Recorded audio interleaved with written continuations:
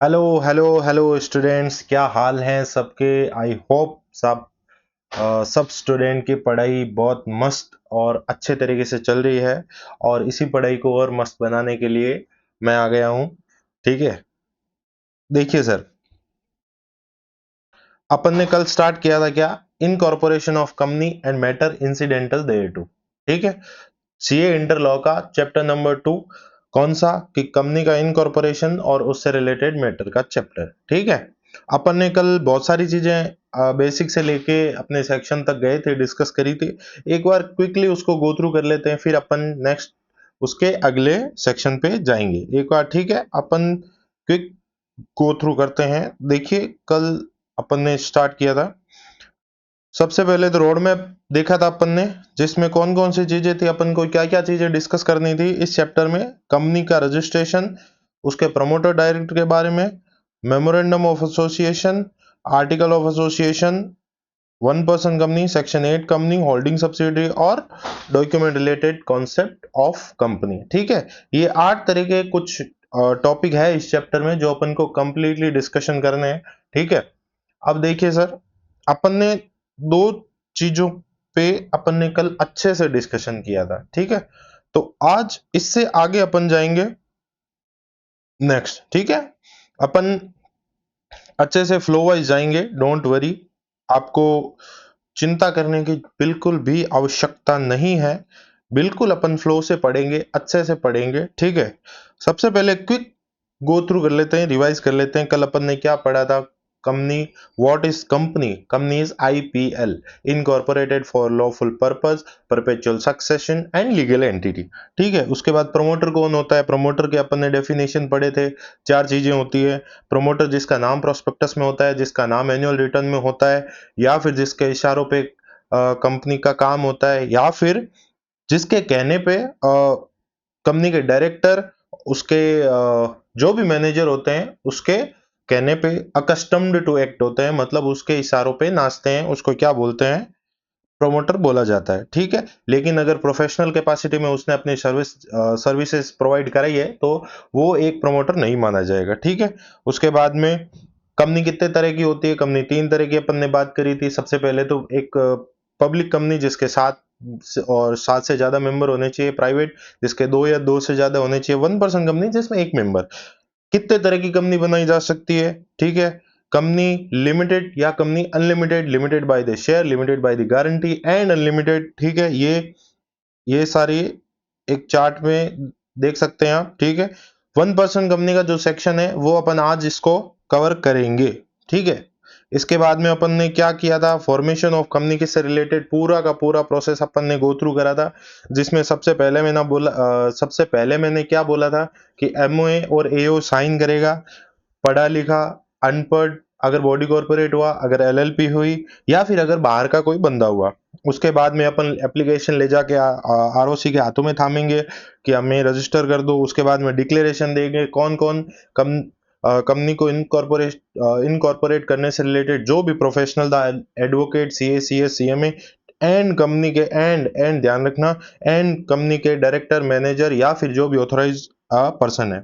और एक और डिक्लेरेशन और देंगे, जो भी सब्सक्राइबर्स हैं मेमोरेंडम के, वो बोलेंगे कि हमने कोई भी पीछे कोई भी कंपनी इनकॉर्पोरेट करी है, उसमें कोई भी पाप नहीं किए हैं, और अगर हमने पाप किया और उसमें हम गिल्टी थे तो उन बीती बातों को 5 साल हो चुके हैं। ठीक है, कंपनी का एड्रेस है, जब तक वो परमानेंट रजिस्टर नहीं होगी तब तक एक कोरस्पॉन्डेंस एड्रेस रहेगा। उसके बाद में अपन ने पर्टिकुलर कौन फर्स्ट डायरेक्टर होगा उससे रिलेटेड कंप्लीट डिटेल आरओसी को देनी होगी। ठीक है, सब्सक्राइबर की कंप्लीट डिटेल अपन को आरओसी को देनी होगी। ठीक है, सर्टिफिकेट ऑफ इशू इनकॉर्पोरेशन का इशू करेगा, सारी डिटेल आरओसी के पास में आने के बाद में उसके साथ में कंपनी को एक कॉर्पोरेट आइडेंटिटी नंबर, सिन नंबर दिया जाएगा, और कंपनी को इनकॉर्पोरेशन से रिलेटेड जितने भी डॉक्यूमेंट है वो जब तक कंपनी की सांस चलेगी तब तक कंपनी को अपने पास में प्रिजर्व करके रखना है। और कंपनी के इनकॉर्पोरेशन के टाइम पर अगर कोई भी गलत और मिस रिप्रेजेंटेशन ऑफ फैक्ट किया गया, सप्रेशन ऑफ फैक्ट्स किया गया, तो कंपनी के सारे person related to incorporation liable under section 447। ठीक है, और कंपनी इनकॉर्पोरेट हो गई और बाद में पता चला कि कंपनी में जोलमोल हुआ है, ठीक है, तो क्या करेगा, लाइबल तो होंगे ही 447 में, लेकिन ट्राइब्यूनल को लगता है कि अगर क्रेडिटर और मेंबर्स जो है कंपनी के, उन पे घाटा हो गया है, मतलब इम्पैक्ट उन पे हुआ है, तो क्या कर सकते हैं वो अपनी एंड से क्या कर सकते हैं, कंपनी के मैनेजमेंट को रेगुलेट कर सकते हैं, मतलब अपने हाथों में ले सकते हैं, कंपनी के मेंबर की लाइबिलिटी अनलिमिटेड कर सकते हैं, भले ही वो लिमिटेड कंपनी हो। ठीक है, कंपनी का नाम उनके लिस्ट से हटा सकते हैं और कंपनी का वाउंड अप कर सकते हैं। ठीक है, और एक अपन ने सेक्शन पढ़ा था, सेक्शन 3A, कि कंपनी के मेंबर्स की लाइबिलिटी भले ही लिमिटेड बाय शेयर या लिमिटेड बाय द गारंटी हो, लेकिन एक केस है जहां पे कंपनी के मेंबर्स की लाइबिलिटी अनलिमिटेड मानी जाएगी। कौन सा केस है वो? ये देखिए सर, कंपनी का जो मेंबर होगा उसकी लाइबिलिटी अनलिमिटेड कहाँ होगी? जहां पे कंपनी के मेंबर बिलो देन रिक्वायर्ड है, पब्लिक में 7, प्राइवेट में 2, और वो 6 महीने से ज्यादा अपना काम बिजनेस धंधा चला रहे हैं और ये बात उनको पता है। ठीक है, तो क्या माना जाएगा कि वो 6 महीने के बाद में जो कंपनी का डेट के लिए जो भी लाइबिलिटी कंपनी पे आई है उसके लिए वो सेवरली, मतलब कंप्लीटली सारे के सारे एक साथ में अनलिमिटेड लाइबिलिटी के लिए भागीदार रहेंगे। ठीक है, अब देखिए, अब अपन आते हैं किस पे, सारा रिवाइज हो गया अपन ने कल जो पढ़ा था। अब अपन आते हैं इसके अगले पार्ट्स पे। कौन सा अगला सेक्शन पढ़ेंगे? देखिए, चैरिटेबल ऑब्जेक्ट सेक्शन 8 कंपनी वाला, ये अपन अभी नहीं पढ़ेंगे, ये अपन थोड़ी देर बाद में पढ़ेंगे। इससे पहले अपन आते हैं इफेक्ट ऑफ रजिस्ट्रेशन सेक्शन 9। ठीक है, इफेक्ट ऑफ रजिस्ट्रेशन सेक्शन 9 क्या बोल रहा है भाई? अपन ने पहले पढ़ा कि कंपनी का रजिस्ट्रेशन कैसे होता है, कंपनी को सिन नंबर मिल गया, ठीक है, कंपनी को इनकॉर्पोरेशन सर्टिफिकेट मिल गया। अब क्या होगा, कंपनी का रजिस्ट्रेशन होने के बाद में क्या होगा? ये देखिए,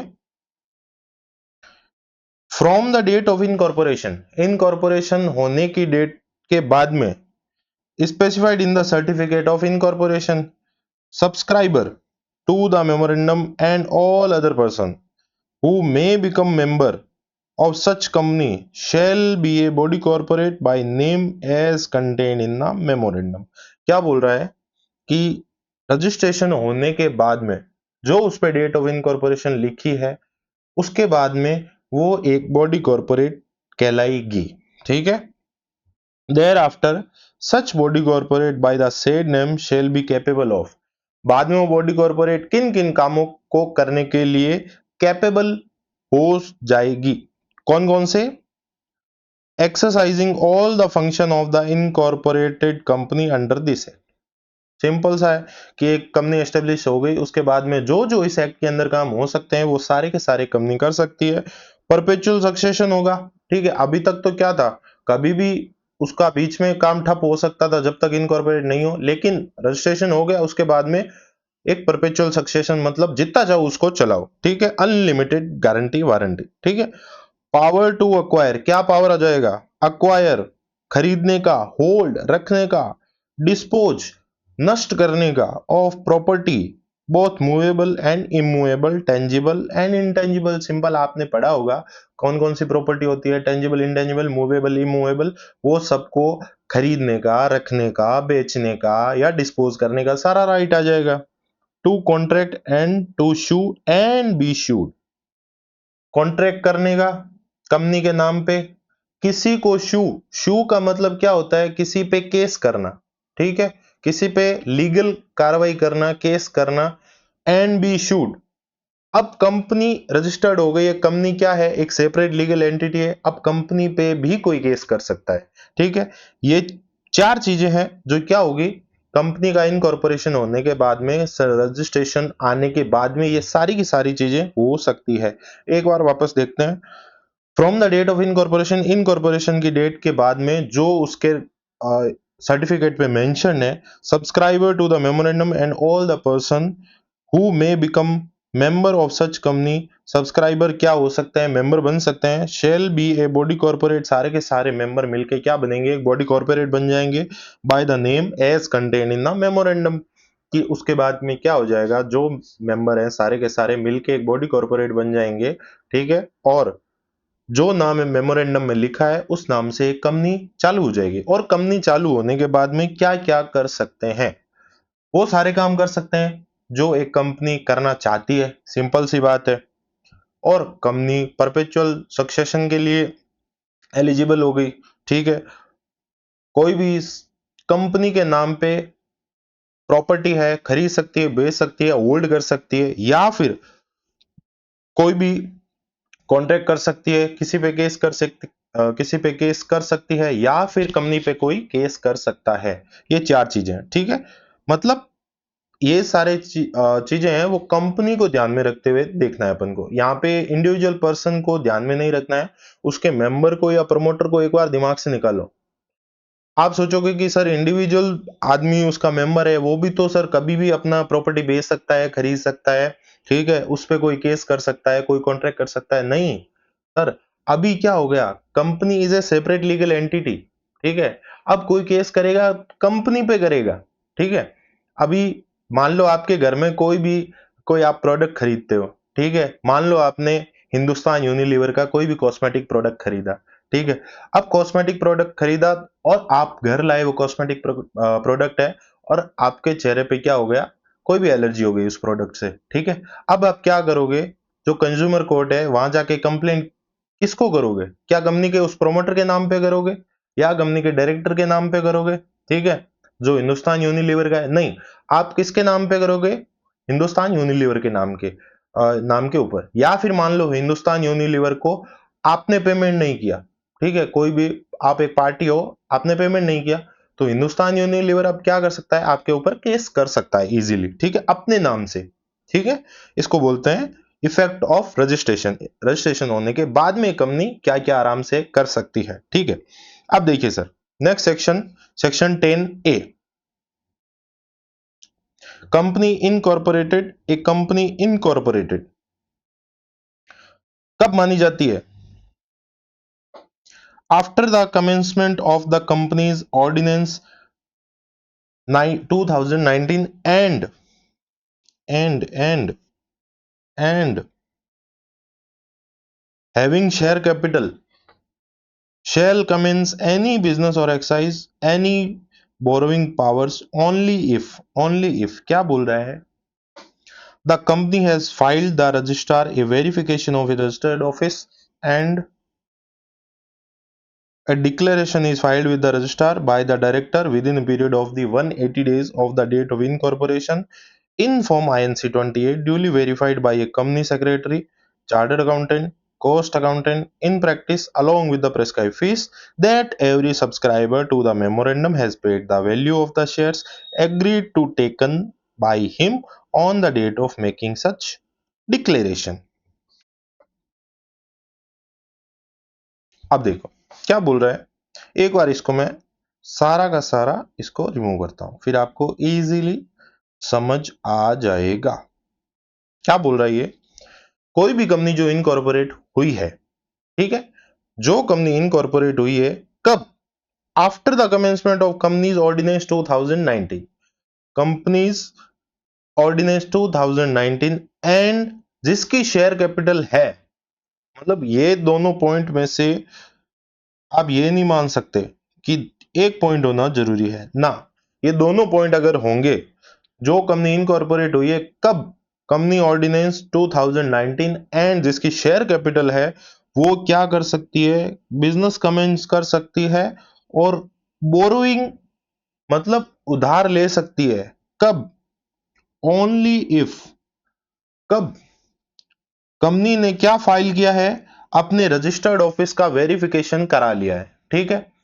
अब देखिए, मान लो जैसे मैं आपको छोटा सा एग्जांपल देता हूं, ठीक है।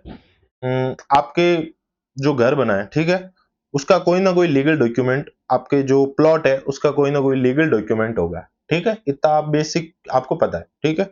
नहीं है तो आपके घर पे आप देख सकते हो, ठीक है। जब वो ऑफिशियल डॉक्यूमेंट इश्यू होता है, उससे पहले क्या होता है, उस जगह का वेरिफिकेशन होता है, ठीक है, ओके। तो अब आप देखो कि उसी तरह जब एक कंपनी एस्टेब्लिश होती है तो उसका एक रजिस्ट्रेशन होता है, ठीक है। रजिस्ट्रेशन होने के बाद में उसका रजिस्टर्ड ऑफिस होता है, रजिस्टर्ड ऑफिस हो गया, ठीक है। अब रजिस्ट्रार को कैसे पता चलेगा कि कंपनी ने अपना रजिस्टर्ड ऑफिस है वो यहाँ किया है, वहां किया है, कुछ भी हो, ठीक है। इसके लिए बोला कि वो अपना बिजनेस तभी स्टार्ट कर सकता है और तभी कंपनी के नाम से बोरोइंग ले सकता है जब उसने क्या किया हो, अपने रजिस्टर्ड ऑफिस का वेरिफिकेशन कराया हो आरओसी के पास में। एंड एंड इसका ध्यान रखना, डिक्लेरेशन फाइल किया है उसके रजिस्ट्रार के पास में, किसने? डायरेक्टर ने। कंपनी के कमेंसमेंट से, कंपनी के इनकॉर्पोरेशन से 180 दिन के अंदर अंदर इन फॉर्म आईएनसी 20A, जिसको वेरीफाई किसने किया है? CS, CA, CMA, along with prescribed fees that every subscriber to the memorandum has paid the value of the shares agreed to taken by him on the date of making such declaration। Simple सी बात है। देखिए, सब आके बोले कि मैं subscriber of the memorandum हूं, कंपनी का मैं सब्सक्राइबर ऑफ द मेमोरेंडम हूं, लेकिन जब पैसा देने की बारी आई तो सबने क्या बोला? साहब अभी तो पैसे अपने पास है नहीं, आप एक काम करना, कल आना, कल आपको देंगे। ठीक है। कंपनी क्या बोलेगी? क्या बोलेगी? सोच लो आप क्या बोलेगी। ठीक है। अब इसीलिए एक क्या लाया गया, सेक्शन 10A लाया गया, जिसमें क्या बोले कि एक कंपनी जो इनकॉर्पोरेट हुई है, जो अपना बिजनेस तभी स्टार्ट कर सकती है, कंपनी के नाम पे तभी बोरोइंग ले सकती है जब उसने एक तो रजिस्टर्ड ऑफिस का वेरिफिकेशन करवाया हो, या फिर उसके सारे के सारे डायरेक्टर्स, उसके मेमोरेंडम के सब्सक्राइबर्स ने कंपनी इनकॉर्पोरेट होने के 180 दिन के अंदर अंदर क्या किया हो, एक डिक्लेरेशन दिया हो कि हमने जो शेयर्स के जितने पैसे मांग रहे कंपनी अभी तक मांग रही है, ठीक है, वो सारे के सारे पैसे हमने कंपनी को पेमेंट कर दिया है। ठीक है। ये एक्चुअली ये सेक्शन इसलिए लाया गया ताकि कुछ जो फ्रॉडुलेंट एक्शन हो, लोग कंपनी इनकॉर्पोरेट करते हैं और उसमें फ्रॉडुलेंट एक्शन होते हैं, ठीक है, मींस डमी कंपनी बना देते हैं। डमी डमी कंपनी बना के क्या होता है, बहुत सारे अनलॉफुल चीजें होती है, ठीक है, या फिर इलीगल चीजें होती है, बहुत सारे लूप होल है। ठीक है। इसलिए इस लूप होल को खत्म करने के लिए क्या किया कि रजिस्टर्ड ऑफिस का वेरिफिकेशन स्टार्ट किया, और एक स्टार्ट किया कि जो कंपनी के एटलीस्ट जो सब्सक्राइबर्स हैं वो अपना पूरा का पूरा पैसे कंपनी को पेमेंट करें। ठीक है। अब अगर ये चीज नहीं हुई जो अपन ऊपर अभी डिस्कस कर रहे थे, तो क्या होगा? कंपनी के ऊपर पेनल्टी लगेगी 50,000 की, और जो ऑफिसर इन डिफॉल्ट है उस पे 1,000 for the each day during which such default. जब तक वो डिफॉल्ट चलेगा तब तक 1,000 पर डे लगेगा, लेकिन कितने तक? 1 लाख तक। ठीक है, 1 लाख तक लग जाएगा। ओके। अब ये बोल रहा है कि एक डायरेक्टर ने 180 दिन में मान लो फाइल नहीं किया तो क्या होगा? Where no declaration filed by the director, एक डायरेक्टर ने डिक्लेरेशन 180 दिन में फाइल नहीं किया from the date of incorporation with the registrar, and registrar has reasonable cause to believe, मतलब उसको लग रहा है कि कोई रीजनेबल रीजन होगा, कि कोई ऐसा रीजन होगा जिससे उसने नहीं दिया, that the company is not carrying an any business और operation, he may initiate action for the removal of the name of the company from the register of the company under chapter 18 simultaneously with the levy of the penalty. अब देखिए क्या बोल रहा है कि एक director ने क्या दिया? डिक्लेरेशन नहीं दिया, ठीक है, 180 दिनों के अंदर अंदर, और रजिस्ट्रार को ये चीजें लग रही है, ठीक है, कि कंपनी है वो अपना बिजनेस है वो सही तरीके से कर ही नहीं रही है। कंपनी ने बस चुल मची थी कंपनी एस्टेब्लिश करने की, और कंपनी इनकॉर्पोरेट कर ली, हमसे रजिस्ट्रेशन ले लिया, सारा मेहनत कर ली, और अब क्या कर रहा है? धंधा ही नहीं कर रही है। ठीक है। धंधा नहीं कर रही है तो वो क्या कर सकता है? आरओसी कंपनी का नाम कंपनी के रजिस्टर ऑफ कंपनी से हटाने के लिए प्रोसेस कर सकती है। भाई अगर आपने धंधा अगर बनाया है, आपने धंधा इनकॉर्पोरेट किया है, आपने सारी मेहनत करी है रजिस्ट्रेशन के लिए, आरओसी का टाइम खोटी किया है, तो एटलीस्ट आप बिजनेस तो करो। अभी अभी ऊपर बोला कि आपको बिजनेस स्टार्ट करना जरूरी है, डमी डमी नहीं बना सकते ना। तो इसके लिए इस एक लूप होल को खत्म करने के लिए क्या किया? डायरेक्टर ने नहीं दिया 180 दिनों के अंदर, और आरओसी को लगा कि ये धंधा नहीं कर रही है, तो क्या कर सकता है? सिंपल उसका नाम कंपनी के रजिस्टर से हटा सकती है, बस। ठीक है। अब अब आते हैं registered office of the company के एक टॉपिक पे। ठीक है, ये देखिए, जो कंपनी का रजिस्टर्ड ऑफिस है उसके ऊपर एक पूरा सेक्शन है, सेक्शन नंबर 12। ठीक है, सेक्शन नंबर 12 क्या बोल रहा है? Section number 12, registered office of the company. एक कंपनी का रजिस्टर्ड ऑफिस है, उसके ऊपर सेक्शन है। अब देखिए, एक एक पॉइंट अपन आराम से डिस्कस करेंगे, डोंट वरी, हाईलाइट कर रहा हूं मैं साथ में आपके लिए। Registered office of the company is important, ये खुद बोल रहा है, पहले ही बोल दिया कि ये इंपॉर्टेंट है, इसलिए ये सेक्शन पढ़ो भैया ध्यान से। For the communication and serving of necessary document, notice, letter etcetera, the domicile and the nationality of a company is determined by the place of its registered office. This is also important for the determining the jurisdiction of the court. ये क्या बोल रहा है point? ये बोल रहा है कि जो रजिस्टर्ड ऑफिस है वो कंपनी का बहुत ज्यादा इंपॉर्टेंट एंड एसेंशियल टॉपिक है। क्यों है? कंपनी इनकॉर्पोरेट हो गई, अब आरओसी को कोई ना कोई नोटिस देना है, कंपनी को कोई कम्युनिकेशन भेजना है, ठीक है, किसी तरह का कंपनी को भेजना है। अब मान लो उसने रजिस्टर्ड ऑफिस का एड्रेस या तो गलत दिया है या फिर कुछ ऐसा दिया है जो मतलब था ही नहीं, ठीक है, जो एग्जिस्ट ही नहीं करता, तो क्या होगा? क्या वो कम्युनिकेशन कंपनी के ऊपर पहुंच सकता है? ठीक है, आपने सीए इंटर की बुक्स ऑर्डर करी, ठीक है, आईसीएआई में रजिस्ट्रेशन करते टाइम में, ठीक है, और वो रजिस्ट्रेशन के टाइम में आपने क्या दे दिया? अपना घर का एड्रेस है वो गलत दे दिया, ठीक है, या फिर ऐसा कोई एड्रेस दे दिया जो एग्जिस्ट ही नहीं करता, ठीक है, एग्जिस्ट ही नहीं करता, तो आईसीएआई आपके लिए बुक्स कहां से भेजेगी? आपको टाइम टू टाइम आपको लेटर भेजती है, वो कहां से भेजेगी? इसीलिए जो आपका एड्रेस है वो बहुत ज्यादा इंपॉर्टेंट है, ठीक है। क्यों? For communication and serving of notice, document या letter, the domicile and the nationality of the company is determined by the place of the registered officer.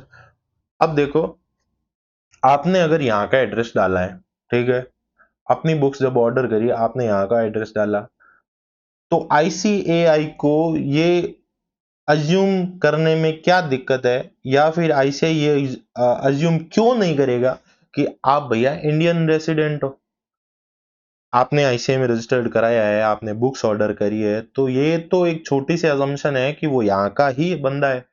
तो आपका रजिस्टर्ड ऑफिस जहां पे होगा वहां पे आपका पता चलेगा ना कि आपका डोमिसाइल कौन सा है, ठीक है।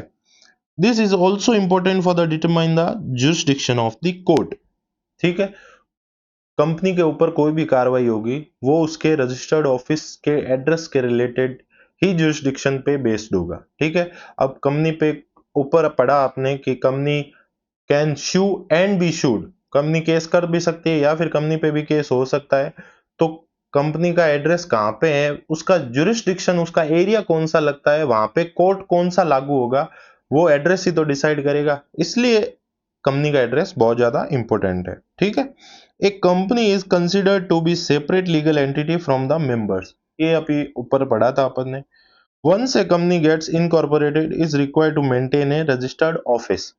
This is physical office where the corporation will receive service the legal document from ROC in case of the lawsuit। अभी सेम जो ऊपर वाला पॉइंट था ना, उन्होंने क्या, मैंने जो एलोबरेट करा उन्होंने सेम टू सेम नीचे एलोबरेट करके लिख दिया, ठीक है।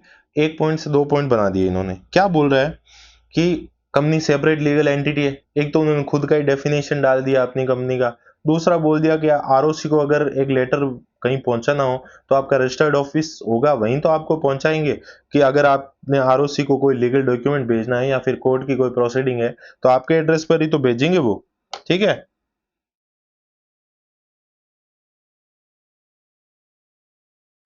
This address can not be PO box, post office box, but must be a physical location where someone is present to receive service of legal document during normal business hours. It could be different from head office or corporate office। ये simple सा point बोल रहा है भाई, आपको ये नहीं कि आपके पास में पोस्ट ऑफिस का बॉक्स लगा है, ठीक है, आजकल तो कोई यूज भी नहीं करता, बट फिर भी ये बोल रहा है कि ऐसा नहीं हो कि आपके जहाँ पे आपने एड्रेस दिया है वहां पे एक बस एक पोस्ट ऑफिस का बॉक्स रखा है, कभी भी आरओसी का कोई बंदा आएगा, आपको कोई भी इंटीमेशन देना होगा, उस बॉक्स में डाला, आप घर जाओ, आपको इंटीमेशन मिला नहीं मिला कोई मतलब नहीं है, नहीं।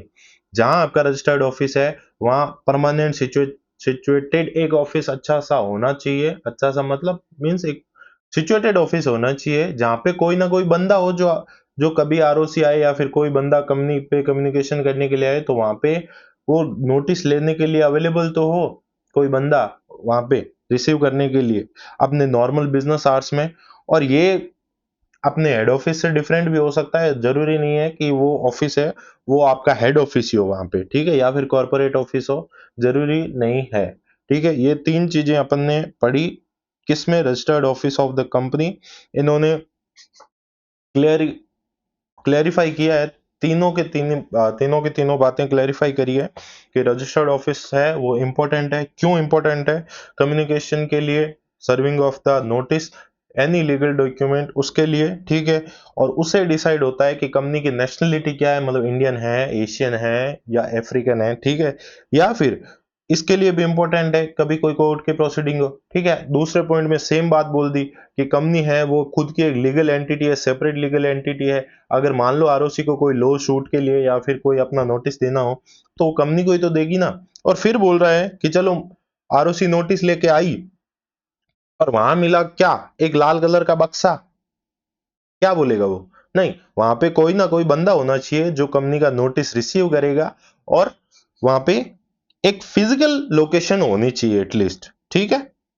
अब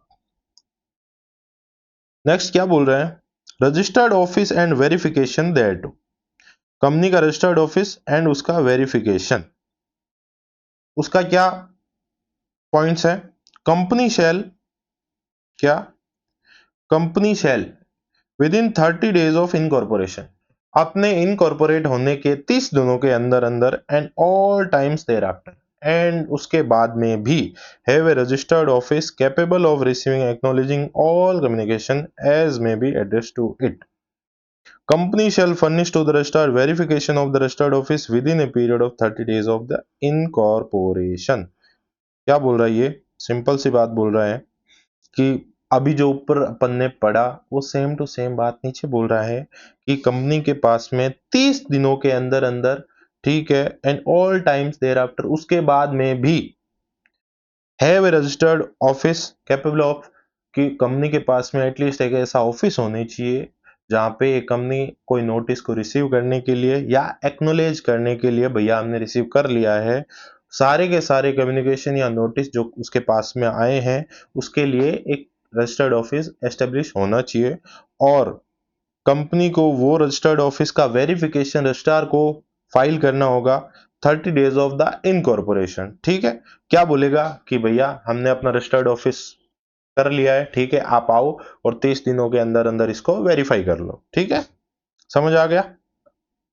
अब लेबलिंग ऑफ कंपनी, लेबलिंग समझ गए, लेबलिंग, ये तो कलर सेम ही हो गया ना, अलग कलर रखते हैं, ठीक है। ये लेबलिंग, अपन ने भी इस पे लेबलिंग कर दी, ठीक है। अब आ, आप मार्केट में घूमते हो, ठीक है, आज अभी दिवाली के सीजन चल रहे हैं, ठीक है, आपको परचेजिंग करनी है, अच्छे अच्छे कपड़े लेने हैं, ठीक है। आप क्या करोगे, मार्केट घूमते घूमते क्या करोगे, इधर उधर देखते देखते चलते हो, हाँ भैया ये यूएस पोलो का शोरूम है, ये पीटर इंग्लैंड का शोरूम है, और ये जॉकी का, ये रिबॉक का, ये पूमा का, ठीक है, ये शोरूम है और मॉल ये वाला मॉल है। क्या करेंगे अपन, ये वाले शोरूम में जाके, इसका ब्रांड अच्छा है, इसकी चीजें अच्छी है, ये मेरे को पता है, ठीक है, मैंने रिव्यू देखे, ओके। अब आपने वहां पे देख के ये पता कर लिया कि इसकी चीज अच्छी है, इसका ब्रांड अच्छा है, इसका काम अच्छा है, वो आपने डिसाइड कैसे किया, वहां पे एक बोर्ड लगा है उसको देख के ही तो डिसाइड किया। हाँ सर, तो वहां पे बोर्ड लगा देखा, वो क्या है, वो उस ब्रांड का लेबलिंग है, वो उस ब्रांड का एक लेबलिंग है। उसी तरह कोई भी कंपनी अगर इनकॉर्पोरेट होती है, उसके रजिस्टर्ड ऑफिस के ऊपर भी एक लेबलिंग होती है जिससे ये पहचान सके कि ये रजिस्टर्ड ऑफिस किसका है, एटलीस्ट। ठीक है, वरना कोई भी एरा गैरा नथु गैरा उसमें ना आ सके। ठीक है, जो मार्केट में चल रहा है उसको पता तो होगा ना मैं कौन सी जगह मेरे को जाना है। अगर कोई बोर्ड नहीं लगा है तो उसको कैसे पता चलेगा? आरओसी का कोई बंदा आपके पास में सर्विस नोटिस करने के लिए आया, उसको पता ही नहीं है, यहाँ तो आसपास कुछ नहीं है। ठीक है, उसके लिए एक अच्छा सा बोर्ड होना चाहिए, लेबलिंग होना चाहिए। तो उसके लिए भी स्पेसिफिक पॉइंट दे रखे हैं कि किन किन चीजों का ध्यान रखना है। ये देखिए क्या क्या बोल रहा है ये। Paint or affix it's name and the address of its registered office and keep the same painted affixed on the outside of the every office or place in which its business is carried on in a conspicuous position in legible letter, and if the character employed are not those of the language in general use in that locality, then also in the character of that language। ये क्या बोल रहा है कि आपने अपना जहां कहीं भी रजिस्टर्ड ऑफिस सिचुएट कर रखा है या फिर अपने रजिस्टर्ड ऑफिस के ब्रांच कहीं खोल रखी है, उसके ऊपर एटलीस्ट अपने कंपनी का नेम बोर्ड होना चाहिए। ठीक है, जहां पे कंपनी का नेम हो, कंपनी का एड्रेस लिख रखा हो। ठीक है, कहीं कहीं जहां जहां भी कंपनी का वो ऑफिस है। ठीक है, और ऐसा नहीं कि आप अभी जैसे चल रहा है, आप कर्नाटक गए और वहां आपने हिंदी में लिख दिया। ठीक है, तो क्या हो सकता है आपको भी पता है। इसलिए जब आप कर्नाटक में जाओ तो वहां पे कन्नड़ भाषा में आपको लिखना है। ठीक है, कर्नाटका कन्नड़, आई थिंक यही होना चाहिए ना। अभी तमिल तमिल चल रहा है, तमिल। ठीक है, तमिल वाला है। ये बोल रहे हैं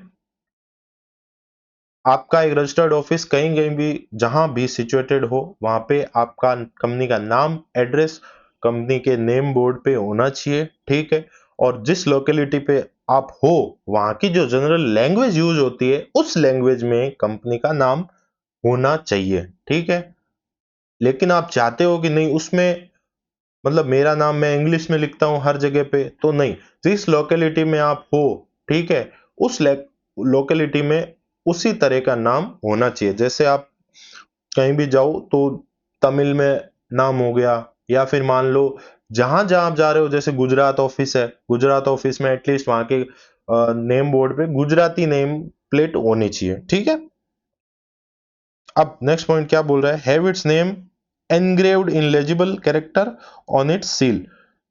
सिंपल सी बात है, कंपनी के सील पर भी कंपनी का नाम खुदा हुआ होना चाहिए। ठीक है, जो सील है वो लगती है उस पे कंपनी का नाम होना चाहिए। Get its name, address and registered office and the corporate identity number along with the telephone number, fax number, email and website address if any, printed in all its business letter, bill head, letter paper and notice and all other official. ये बोल रहा है जो company का नाम है, company का email ID है, या फिर कंपनी का टेलीफोन नंबर है, कंपनी का सिन नंबर है, सारा का सारा जो कंपनी के बिजनेस डॉक्यूमेंट है, जो कंपनी का मान लो लेटर हो, लेटर हेड हो, या फिर बिजनेस लेटर हो, या फिर बिल हेड हो, या फिर कंपनी का जो भी नोटिस हो उस पे प्रिंटेड होना चाहिए। ठीक है, have its name printed on the hundis, promissory notes, bill of exchange and other document as may be prescribe. Company का नाम है वो हुंडी पे, प्रोमिसरी नोट या फिर अदर ऐसा कोई भी डॉक्यूमेंट है वहां पे एटलीस्ट उस पे होना चाहिए वो। ठीक है, एक ऐसी थोड़ी सी एज है, धीरे करते हैं इसको। ठीक है, तो कहाँ कहाँ पे कंपनी का नाम होना चाहिए? सबसे पहले तो कंपनी के रजिस्टर्ड ऑफिस पे नाम होना चाहिए, लेजिबल लैंग्वेज में होना चाहिए। ऐसा नहीं है कि आपने रनिंग में लिख दिया, ठीक है, कर्सर में लिख दिया और किसी को समझ ही नहीं आ रहा है कि ये कंपनी का नाम है या फिर क्या है। ठीक है, इसीलिए लेजिबल लैंग्वेज में होना चाहिए।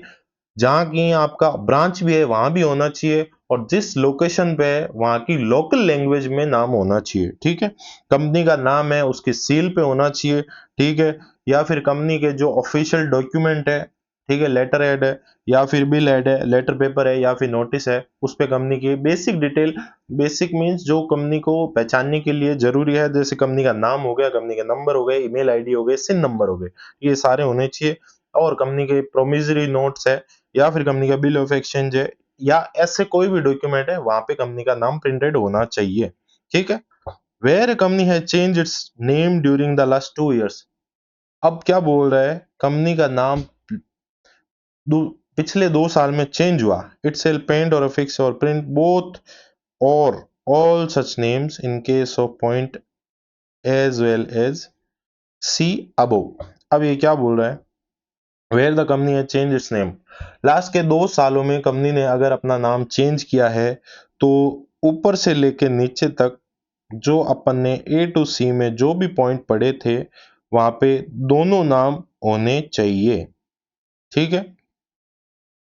ओके, समझ आया कि कंपनी के नाम जो पिछला वाला है और जो इन्होंने चेंज करा है वो दोनों नाम वहां पे होने चाहिए। In one person company the words one person company shall be mentioned in the bracket below the name of the such company where the name is printed. मतलब जहां जहां भी कंपनी का नाम होगा, ठीक है, वहां वहां अगर वो कंपनी वन पर्सन कंपनी है तो उसके नीचे ब्रैकेट में अपन लिखेंगे कि this is one person company. ठीक है। अब notice of change and verification to registrar, कि अगर कंपनी के रजिस्टर्ड एड्रेस में या सॉरी कंपनी का जो नाम है वो चेंज हुआ तो अपन क्या करेंगे, उसका वेरिफिकेशन कैसे करेंगे, क्या प्रोसेस है। Notice of every change of the situation of the registered office after the date of the incorporation of the company verified in the form INC 22 along with the fees as prescribed shall be given to the registrar within 30 days of the change who shall record the name। मतलब company का registered office का address अगर change हुआ तो वो office change होने के with in 30 days में आपको INC 22 में रजिस्ट्रार को इन्फॉर्म करना होगा। सिंपल सी बात है। ठीक है। अब आप इन्फॉर्म तो करोगे लेकिन कंपनी में चेंज करने के लिए भी तो कुछ प्रोसेस होती है। ठीक है। वो क्या है, कंपनी का नेम इंटरनली कंपनी में कैसे कैसे चेंज हो सकता है उसका एक प्रोसेस है। सबसे पहला प्रोसेस है change bye SR, special resolution. अगर कंपनी का नाम चेंज करना है आपको तो कंपनी में एक आपको स्पेशल रिजोल्यूशन पास कराना होगा। क्या बोल रहा है, the registered office of the company shall be changed only by passing special resolution bye the company outside the local limit of any city town or village where such office is situated or where it may be situated later by the virtue of the special resolution passed by the company। ठीक है। ये क्या बोल रहा है कि अगर company का नाम है, रजिस्टर्ड ऑफिस का नाम है, वो अगर चेंज करना है तो आपको एक स्पेशल रिजोल्यूशन पास कराना होगा। ठीक है। और वो नाम चेंज हो सकता है। अब रीजनल डायरेक्टर, सेम कलर हो गया, ये तो चेंज कर लेते हैं इसको। ये लो भैया, change regional director where the change of the registered office outside the jurisdiction of the registrar. कि अगर अपन ऊपर पढ़े थे कि कंपनी का रजिस्टर्ड ऑफिस से ही पता चलेगा कि उसका जुरिस्डिक्शन क्या है, मतलब कौन सा उसका एरिया आता है, लेकिन वो अपना रजिस्टर्ड ऑफिस है वो अपने जुरिस्डिक्शन से ही बाहर जा रहा है तो उसका क्या करना पड़ेगा। Where a company change the place of a registered office from the jurisdiction of one registrar to jurisdiction to another registrar within the same state, state same है लेकिन एक जुरिस्डिक्शन से दूसरे जुरिस्डिक्शन में जा रहा है, then such change is to be confirmed by the regional director on an application made by the company. Application shall be made in form 23। क्या सिंपल सी चीज है। ठीक है। अगर आपको रजिस्टर्ड ऑफिस अपना चेंज कराना है और वो रजिस्टर्ड ऑफिस आपका अपने अपने जुरिस्डिक्शन ऑफिस से बाहर जा रहा है तो जो पिछले वाला रजिस्ट्रार है जुरिस्डिक्शन का वो सेकंड वाले को क्या करेगा, इन्फॉर्म करेगा, मतलब कंफर्म करेगा। ठीक है, कि इसका है वो चेंज हो गया है। Communication and filing of the confirmation. ठीक है। अब सब चीजें हो गई है, चेंज हो गया है, अब क्या होगा, the confirmation of the change of the registered office from the jurisdiction to one jurisdiction to another registrar within same state। अगर सेम स्टेट में जुरिस्डिक्शन चेंज हुआ है, shall be communicated within 30 days from the date of the receipt of the application by the regional director to the company, and the company shall file the confirmation with star within 60 days of the date of the confirmation, who shall register the same and the certify the registration within 30 days from the date of the filing of the such confirmation। कि company का registered office change हो गया है और उसका confirmation भी आ गया है, तो अब कंपनी क्या करेगी, कंपनी अपना जो रीजनल डायरेक्टर है कंपनी का, जो अब जहां पे वो जा रहा है, ठीक है, वहां पे क्या करेगा, अपने रजिस्टर्ड ऑफिस चेंज होने के विद इन 30 दिन में वो उसको इन्फॉर्म करेगा, ठीक है, और वो क्या करेगा, company shall file the confirmation with the registrar within the 60 days from the date of the confirmation, who shall register the name, और वो क्या करेगा, कंपनी का कंफर्मेशन है वो अपने रजिस्टर ऑफ कंपनीज में एंटर करेगा और certify the registration within the 30 days from the date of filing such confirmation, और अगले 30 दिनों में क्या होगा, उसको कंफर्मेशन को रजिस्टर कर लेगा। ठीक है, सिंपल सी बात है, ज्यादा कोई खास नहीं है। लेकिन अगर इन सब चीजों में डिफॉल्ट करा तो क्या होगा, तो every officer liable for 1000 per day but not exceeding 1 lakh. ठीक है, 1000 पर डे लगेगा, लेकिन 1 लाख से ज्यादा नहीं लगेगा। इसका शायद आपको समझ आ गया, बट मैं फिर भी आपको एक एग्जांपल बता देता हूं। मान लो डिफॉल्ट किया, ठीक है, मान लो इस सब में डिफॉल्ट कर दिया, तो अब क्या होगा, मान लो ये डिफॉल्ट कितने दिन चला, 120 दिन।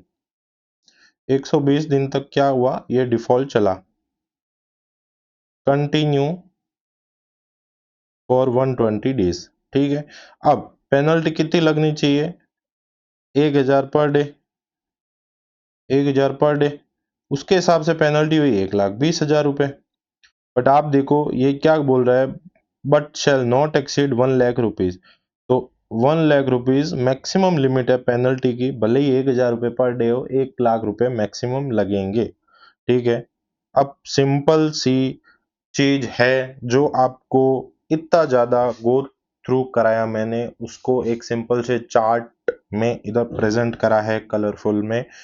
एक बार आप गो थ्रू करोगे सारा का सारा समझ आ जाएगा इजीली।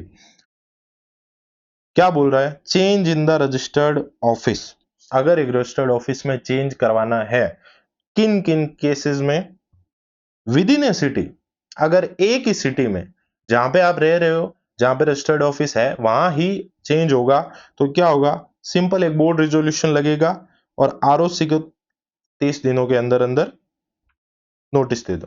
ठीक है, और अगर सेम स्टेट है, ठीक है, स्टेट सेम है, राजस्थान है, जयपुर से जोधपुर जा रहा है, पहले वाला केस कौन सा था, जयपुर से जयपुर में, अगला केस है स्टेट राजस्थान है लेकिन जयपुर से जोधपुर स्टेट ऑफिस जा रहा है, तो क्या पास करवाना पड़ेगा, स्पेशल रेजोल्यूशन, और उसका भी नोटिस आरओसी को कितने दिन में देना होगा, विद इन 30 डेज। ठीक है, अब क्या बोल रहा है, विद इन स्टेट, लेकिन एक जुरिस्डिक्शन से अनदर जुरिस्डिक्शन में जा रहे हैं, वहां पे क्या था, मान लो जुरिस्डिक्शन सेम था लेकिन यहाँ पे जुरिस्डिक्शन ही चेंज हो रहा है, ठीक है, वहां पे रजिस्ट्रार ही चेंज हो रहा है, तो क्या होगा, स्पेशल रेजोल्यूशन तो लगेगा, साथ में साथ क्या लगेगा, permission of the regional director, वहां के रीजनल डायरेक्टर की परमिशन लगेगी, वो communicate to company within 30 days. ठीक है, कंपनी को कम्युनिकेट कितने दिन में होगा, 30 दिनों में, और आरओसी कितने दिन में कंफर्म करेगा, उसको 60 दिनों में कंफर्म करेगा, और 60 दिनों में कंफर्म होने के बाद में वो रीजनल डायरेक्टर उसको कितने दिन में सर्टिफाई कर देगा, 30 दिनों में। ठीक है, उसके बाद में एक स्टेट से अनदर स्टेट में जा रहे हैं, राजस्थान टू गुजरात जा रहे हैं, तो क्या होगा, स्पेशल रिजोल्यूशन पास होगा, लेकिन यहाँ पे अप्रूवल टू सेंट्रल गवर्नमेंट लगेगी, एप्लीकेशन देंगे सेंट्रल गवर्नमेंट को, सेंट्रल गवर्नमेंट क्या करेगी, अगले 60 दिनों में उसको डिस्पोज ऑफ करेगी, मींस उसको सेटल करेगी, और फाइल सर्टिफाइड कॉपी टू, और वो डिस्पोज होने के बाद में कंपनी क्या करेगी, अगले 30 दिनों में आरओसी को एक सर्टिफिकेट फाइल कर देगी। सिंपल सारी चीजें। अब देखो, एक बार देखो, आप अगर रजिस्टर्ड ऑफिस चेंज करना है तो सेम सिटी में ही है, जयपुर टू जयपुर, ठीक है, मान लो, या फिर मान लो मुंबई टू मुंबई, ठीक है, सेम सिटी, तो क्या होगा, सिंपल, कंपनी के अंदर का ही काम है, इस गली से नेक्स्ट वाली गली में ही तो जा रहे हैं अपना ऑफिस, यहाँ थोड़ा सा इश्यू है तो अपन क्या करेंगे, अगली वाली गली में जाएंगे। तो इतना ज्यादा माथा पच्ची की जरूरत थोड़ी है स्पेशल रिजोल्यूशन पास कराओ, इससे अच्छा है एक बोर्ड रिजोल्यूशन पास करा दो और एक अपना रजिस्टर्ड ऑफिस चेंज कर लो। लेकिन अपन क्या कर रहे हैं, सिटी चेंज कर रहे हैं, एक सिटी से दूसरी सिटी में जा रहे हैं, ठीक है। इसके लिए क्या है, ये जरूरी है कि एटलीस्ट एक स्पेशल रिजोल्यूशन पास कराया जाए, एसआर पास कराया जाए, और ये नोटिस नोटिस तो आपको आरओसी को देना ही पड़ेगा किसी भी हाल में, ठीक है। इसीलिए एसआर पास कराने के बाद में विद इन 30 डेज आपको आप करवा सकते हो। अगर सेम सिटी में हुआ तो बोर्ड रिजोल्यूशन से काम हो जाएगा बीआर से, और आरओसी को 30 दिनों का नोटिस देना होगा, ठीक है। लेकिन स्टेट सेम है और सिटी अगर चेंज हुई है तो एसआर पास करानी होगी, एसआर पास कराने के बाद में 30 दिनों में आरओसी को नोटिस देना होगा। ये दो पॉइंट तो सिंपल है और खाली दो चीज का फर्क है, बीआर और एसआर, ठीक है। सेम सिटी तो बीआर, सिटी अलग है तो एसआर, ठीक है। लेकिन अगर स्टेट चेंज हुआ है और उसका रजिस्ट्रार चेंज हुआ है, आरओसी चेंज हुआ है, तो क्या होगा, कंपनी में सबसे पहले स्पेशल रिजोल्यूशन पास कराना होगा, एसआर पास कराना होगा। फिर किसकी परमिशन लेनी होगी, रीजनल डायरेक्टर की, वहां के रीजनल डायरेक्टर की, और रीजनल डायरेक्टर की परमिशन आने के बाद में वो रीजनल डायरेक्टर कंपनी को कितने दिन में कम्युनिकेट करेगा, विद इन 30 दिनों में, जब से एप्लीकेशन आई है तब से 30 दिनों के बाद में वो कंपनी को कम्युनिकेट कर देगा। वो कम्युनिकेट होने के बाद में आरओसी को कंपनी बताएगी अगले 60 दिनों में, ठीक है। आरओसी को 60 दिनों में बताने के बाद में क्या होगा, certify registration by the ROC with in next 30 days. मतलब सबसे पहले अपन को एसआर, एसआर के बाद में रीजनल डायरेक्टर की परमिशन, रीजनल डायरेक्टर कितने दिन में बता देगा, 30 दिनों में बता देगा। एप्लीकेशन एप्लीकेशन एप्लीकेशन के विद इन 30 दिनों में क्या होगा, वो किसको कम्युनिकेट करेगा, टू कंपनी, ठीक है। कम्युनिकेट टू कंपनी कि उसका रजिस्ट्रेशन हो चुका है, ठीक है। उसके बाद में आरओसी को, कंपनी के पास में तो कंफर्मेशन आ गया रीजनल डायरेक्टर से, लेकिन आरओसी को तो बताना पड़ेगा अगले 60 दिन में, तो ठीक है। नेक्स्ट 60 दिनों में क्या होगा, आरओसी को बताएंगे कंपनी वाले कि हमारा registration of change of registered office हो चुका है, ठीक है। और ये आरओसी को पता चलने के बाद में अगले 30 दिनों में क्या होगा, आरओसी उसको रजिस्टर कर लेगी, सर्टिफाई कर देगी, ठीक है, सिंपल। उसके बाद में अगर एक स्टेट से अनदर स्टेट में जाना है, ठीक है, राजस्थान टू गुजरात, अगर स्टेट ही चेंज करना है तो सबसे पहले तो एसआर लगेगी। एसआर लगने के बाद में सेंट्रल गवर्नमेंट का अप्रूवल लगेगा, ये ध्यान रखना, सेंट्रल गवर्नमेंट का अप्रूवल लगेगा। इसके लिए क्या, सेंट्रल गवर्नमेंट को कंपनी वाले एप्लीकेशन देंगे, ठीक है। एप्लीकेशन देने के बाद में सेंट्रल गवर्नमेंट अगले 60 दिनों में उस एप्लीकेशन को डिस्पोज करेंगे, और वो एप्लीकेशन को डिस्पोज करने के बाद में आरओसी को अगले 30 दिनों में सर्टिफिकेट फाइल करना होगा, ठीक है। सिंपल सी बात है, समझ आ गई रजिस्टर्ड ऑफिस का चेंज कैसे होता है। एक बार रजिस्टर्ड ऑफिस का ये जो सेक्शन है थोड़ा सा बड़ा है, इसलिए एक बार वापस क्विकली गो थ्रू कर लेते हैं। Registered office of the company section 12 क्या बोलता है, कंपनी का रजिस्टर्ड ऑफिस बहुत ज्यादा जरूरी है कोई भी डॉक्यूमेंट को कम्युनिकेट करने के लिए, ठीक है, क्योंकि कंपनी एक सेपरेट लीगल एंटिटी है और उसको अपना ऑफिस मेंटेन करना रहता है, ठीक है। और वहां पे एक एटलीस्ट फिजिकल ऑफिस होना चाहिए, ना कि कोई भी पोस्ट ऑफिस जो जहाँ पे कोई बंदा हो और उसके लिए नोटिस रिसीव कर सके, ठीक है। उसके बाद में कंपनी का रजिस्टर्ड ऑफिस का वेरिफिकेशन कैसे होगा, कंपनी को 30 दिनों के अंदर अपने ऑफिस का इनकॉर्पोरेशन के विद इन 30 दिन के अंदर अपना वेरिफिकेशन कराना होगा, और furnish company shall furnish the registered verification to its office registered office within a period of 30 days, और सर्टिफिकेट रजिस्ट्रेशन होने के बाद में 30 दिनों में उसको कम्युनिकेट कर दिया जाएगा। अब एक कंपनी जिसका रजिस्टर्ड ऑफिस एस्टेब्लिश हुआ है उसका नेम बोर्ड कैसा होगा, उसका लेबलिंग कैसे होगी, कंपनी का नाम कहाँ कहाँ पे छपा हुआ होना चाहिए, ठीक है। उसका जहां जहां भी ऑफिस है, रजिस्टर्ड ऑफिस, उसका ब्रांच ऑफिस है, वहां पे उसका नाम होना चाहिए। जिस लोकेशन में है उसकी लोकेलिटी के हिसाब से होना चाहिए, उसके सेल पे होना चाहिए, सारे के सारे ऑफिशियल डॉक्यूमेंट्स में होना चाहिए, ठीक है। और अगर चेंज होता है उसका, तो 30 दिनों के अंदर अंदर किसको देना होता है, आरओसी को, ठीक है। और अप्रूवल और कंफर्मेशन ऑफ चेंज, इसको सिंपल अपन चार्ट से देख लेते हैं कि अगर सेम सिटी में है तो बीआर लगेगा और 30 दिनों में आरओसी को बता दो। अगर सिटी चेंज हो गई तो एसआर कर दो, 30 दिनों में आरओसी को बता दो। लेकिन अगर स्टेट सेम है लेकिन आरओसी रजिस्ट्रार चेंज हो गया, अगर रजिस्ट्रार चेंज हो गया, स्टेट सेम है, तो क्या होगा, स्पेशल एसआर पास करो, रीजनल डायरेक्टर की परमिशन लो, वो 30 दिनों में कंपनी को कम्युनिकेट करेगा कि भैया आपका चेंज हो गया है। वो चेंज होने के बाद में 30 दिनों के अंदर अंदर आपको आरओसी को देना है कि आप सर्टिफाई कर दो कि हमने अपना रजिस्टर्ड ऑफिस है वो चेंज कर लिया है, और वो अगले 30 दिनों में आपको सर्टिफाई कर देगी। लेकिन अगर एक स्टेट, राजस्थान टू गुजरात आप जा रहे हो, स्टेट ही चेंज कर रहे हो, तो आपको एसआर पास करनी होगी, सेंट्रल गवर्नमेंट की अप्रूवल लेनी होगी। वो अप्रूवल कैसे होगी, आप एप्लीकेशन दोगे और एप्लीकेशन को 60 दिनों के अंदर अंदर सेंट्रल गवर्नमेंट डिस्पोज करेगा, और वो डिस्पोज करने के बाद में आप अगले 30 दिनों में किसको दोगे, आरओसी को दोगे कि हमारा जो है ये चेंज हो चुका है, ठीक है। अगला सेक्शन अपन पढ़ेंगे कौन सा, अपने पास में अभी एओए एमओए बाकी है, ठीक है। और एक बार ये अपन देख लेते हैं कि इस रजिस्टर्ड ऑफिस से रिलेटेड अगर कोई सेक्शन बचा है तो अपन इसको कंप्लीट कर लेते हैं, ठीक है। Conversion of the company, conversion हो गया, सब्सिडरी, सर्विस ऑफ डॉक्यूमेंट, अपन को अभी करना है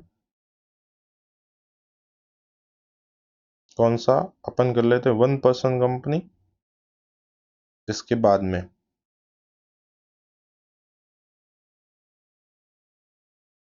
ये रहा 1% कंपनी। अभी अपन करेंगे 1% कंपनी, ठीक है। Yes, 1% company. अभी कौन सा अपन सेक्शन पे आ रहे हैं, 1% कंपनी के बारे में आज जानेंगे अभी अपन, ठीक है। 1% कंपनी, जैसे कि नाम से ही आपको पता चल रहा है, 1% ओनली, जिस कंपनी में ओनली अकेला आदमी, वन मैन आर्मी होता है उसको बोलते हैं 1% कंपनी, ठीक है। अब आते हैं इसके डिटेल्ड डिस्कशन पर, ठीक है। Directly, the companies act 2013 allow करती है, क्या अलाउ करती है, formation of a company by just 1%, ठीक है, विद लिमिटेड लाइबिलिटी। देखो अब एक पर्सन है तो लिमिटेड लाइबिलिटी पे करेगा। Called 1% company such as company is described as private company under section 31C, ठीक है। अब देखो, एक कंपनीज एक्ट 2013 क्या अलाउ करता है कि आप एक 1% कंपनी फॉर्मेशन कर सकते हो एक अकेले आदमी के साथ में, और वो कंपनी क्या, एक प्राइवेट कंपनी होगी। देखो एक अकेला आदमी आके अब एक पब्लिक कंपनी तो खड़ी कर नहीं सकता, ठीक है। अकेला आदमी है, पब्लिक कंपनी कर रहा है, ठीक है। और पब्लिक कंपनी में तो वैसे ही आपको पता है 7 मेंबर चाहिए होते हैं, और अगर पब्लिक कंपनी करेगा और वो अपने शेयर पब्लिक के लिए इश्यू थोड़ी करेगा, एक अकेला आदमी है, मैनेज अकेला थोड़ी कर पाएगा, ठीक है। इसीलिए क्या बोला कि वो प्राइवेट कंपनी होगा, ठीक है।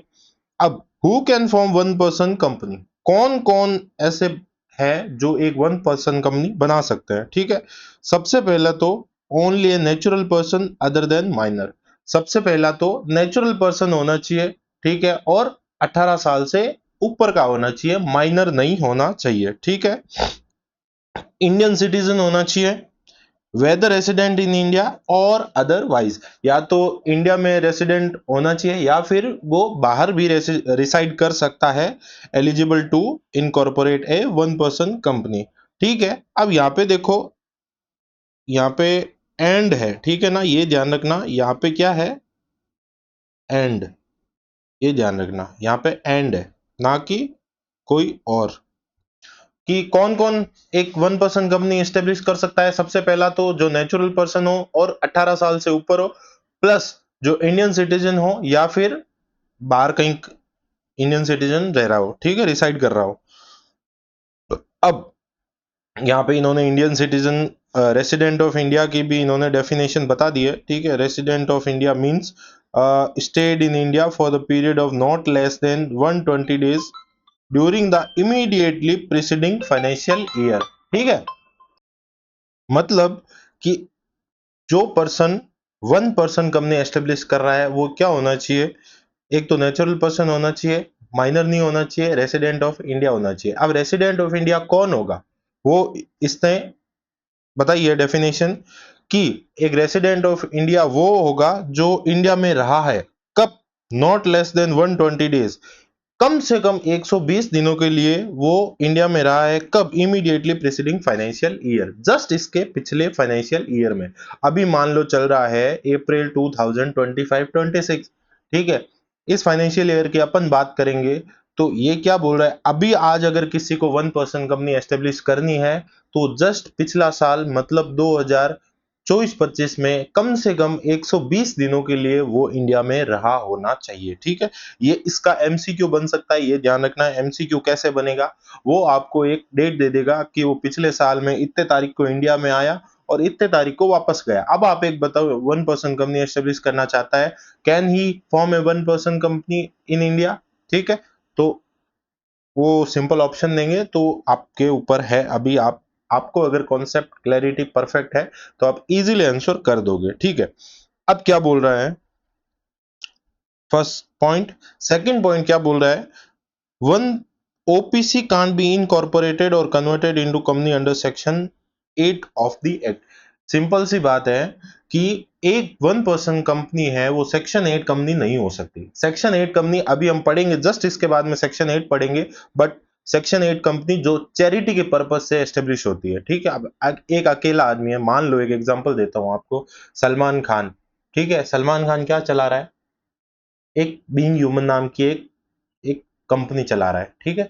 बीइंग ह्यूमन नाम की कंपनी चला है, बहुत सारे ऐसे सेलिब्रिटीज है, या फिर मान लो कोई भी ऐसी आपने चैरिटी कंपनीज देखी होगी जो चैरिटी का पर्पज से काम करती है, ठीक है।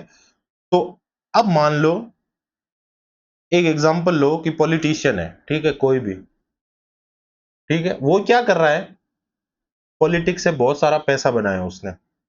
अब पैसा बना के वो क्या चाहता है कि ये पैसे को मैं व्हाइट से क्या करूं, सॉरी ब्लैक से क्या करूं, व्हाइट करूं। उसको पाप तो मैंने बहुत कर लिए, अब मैं क्या करता हूँ, थोड़े पाप धोने का काम करता हूँ, चैरिटी करता हूँ। तो उसने क्या कर लिया, एक अकेला मिलके एक ने एक कंपनी खड़ी कर ली, ठीक है। अब कंपनी खड़ी करने के बाद में क्या बोल रहा है कि अब मैं चैरिटी के पर्पस का काम करूंगा और इस कंपनी के नाम से करूंगा। क्यों नहीं हो सकता, ये अलाउड नहीं है कंपनीज एक्ट में कि एक अकेला आदमी एक सेक्शन 8 कंपनी एस्टेब्लिश करे और वन पर्सन कंपनी के रूप में एस्टेब्लिश करे और उसको चलाए। इसके लिए एक अकेला आदमी कभी भी सेक्शन 8 कंपनी के नाम पे वन पर्सन कंपनी नहीं चला सकता, ठीक है।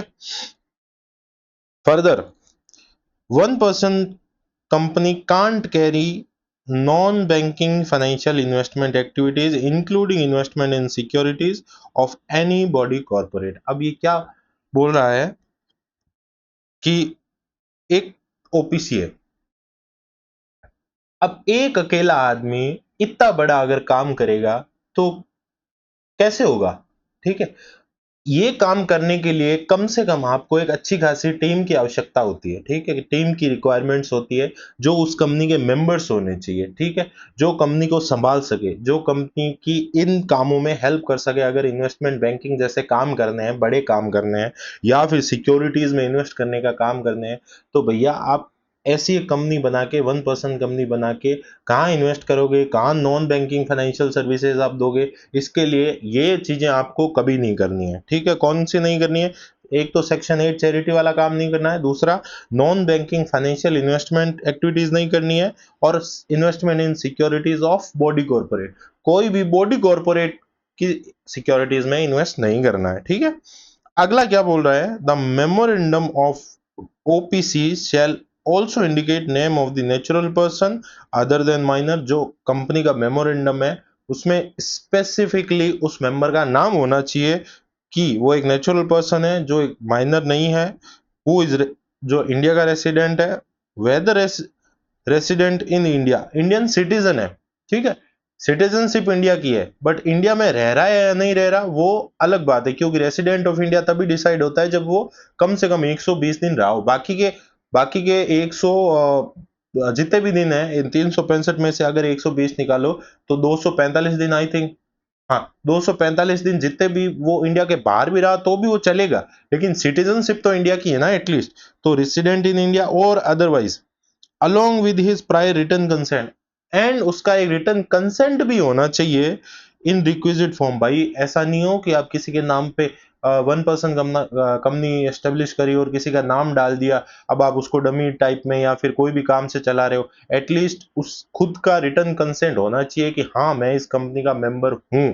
ठीक है, who shell in the event of the subscribers death, ठीक है, और इन his incapacity to contract become the member of the company।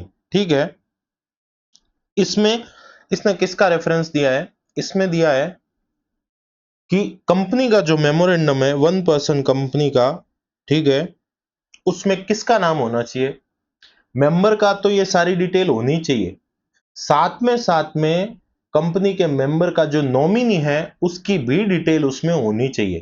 ठीक है, उसकी डिटेल में ये होनी चाहिए कि अगर सब्सक्राइबर की डेथ हुई तो वो क्या करेगा, या फिर इनकेपेसिटी हुई तो वो कंपनी का मेंबर बनेगा। ठीक है, अब इसके बारे में इंपॉर्टेंट पॉइंट है वो मैं आपको बताता हूं, ध्यान से सुनना।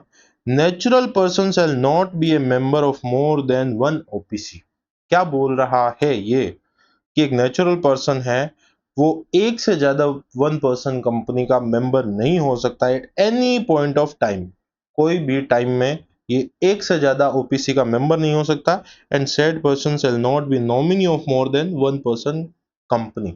ये एक से ज्यादा कंपनियों का मेंबर नहीं होना चाहिए ओपीसी का, और एक से ज्यादा कंपनियों का नॉमिनी नहीं होना चाहिए। तो क्या सर एक आदमी, एक कंपनी, एक ओपीसी का मेंबर हो सकता है और दूसरी कंपनी का नॉमिनी हो सकता है? बिल्कुल हो सकता है, इसमें कोई डाउट की बात नहीं है। ये बोल रहा है कि कोई भी पॉइंट ऑफ टाइम में एक कंपनी का मेंबर और एक कंपनी का नॉमिनी हो, उससे ज्यादा नंबर नहीं होने चाहिए उसके। ठीक है, अगला, where a natural person being member of one person company become member in the another such company by virtue of being a nominee in that one person company, such person shall meet the above specified criteria within period of 180 days. अब देखो इसको मैं एक छोटे से example से आपको बताता हूँ। ठीक है, अभी आपने एक ऊपर एक पॉइंट पढ़ा होगा, अभी हमने ये यहाँ पे पॉइंट पढ़ा था कि मेंबर को अपनी डिटेल के साथ साथ में एक ऐसे आदमी की डिटेल सारी की सारी देनी होगी जो नॉमिनी होगा, वो नॉमिनी होगा। ठीक है, और जो मेंबर की इनकैपेसिटी या डेथ के टाइम में क्या हो जाएगा, मेंबर बन जाएगा। ठीक है, अभी क्या हुआ, मान लो मिस्टर ए, मिस्टर ए ये क्या है, एक कंपनी का तो मेंबर है, दूसरी कंपनी का क्या है, नॉमिनी। मैं यहाँ पे ओपीसी की बात कर रहा हूं। ठीक है, member of OPC one and nominee of OPC two. ठीक है, member of OPC one and member nominee of OPC two. अब क्या हुआ, इस कंपनी में जो मेंबर था डेथ हो गई, डेथ ऑफ मेंबर। ठीक है, इस कंपनी के मेंबर की डेथ हो गई।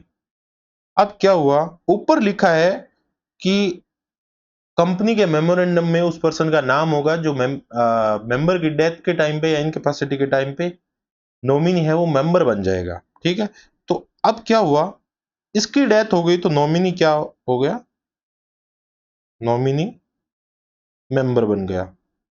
ठीक है, अब देखो मिस्टर ए है वो ओपीसी टू का भी एक अब मेंबर हो गया, नॉमिनी था पहले, ओपीसी वन का भी मेंबर ऑलरेडी है। इस सिचुएशन में क्या बोल रहा है, सेक्शन में बोला कि नेचुरल पर्सन है वो एक कंपनी से ज्यादा, एक कोई भी कंपनी के ओपीसी से ओपीसी में एक मेंबर से ज्यादा नहीं हो सकता। ठीक है, मेंबरशिप एक ही होनी चाहिए। अब लेकिन इस सिचुएशन में अब क्या हो गया, दो की होगी इसके पास में मेंबरशिप।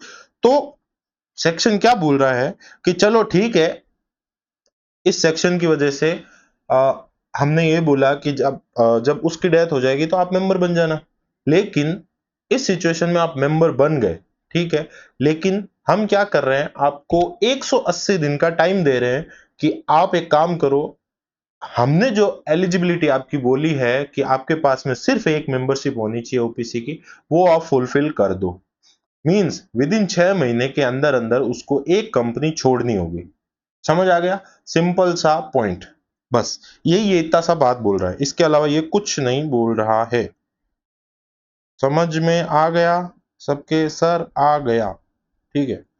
नाउ अब क्या बोल रहा है, withdraw of the consent by nominee. एक नॉमिनी अपनी कंसेंट को विड्रॉ कर सकता है कब? May withdraw his consent by giving a notice in writing to such sole member and to the one person company.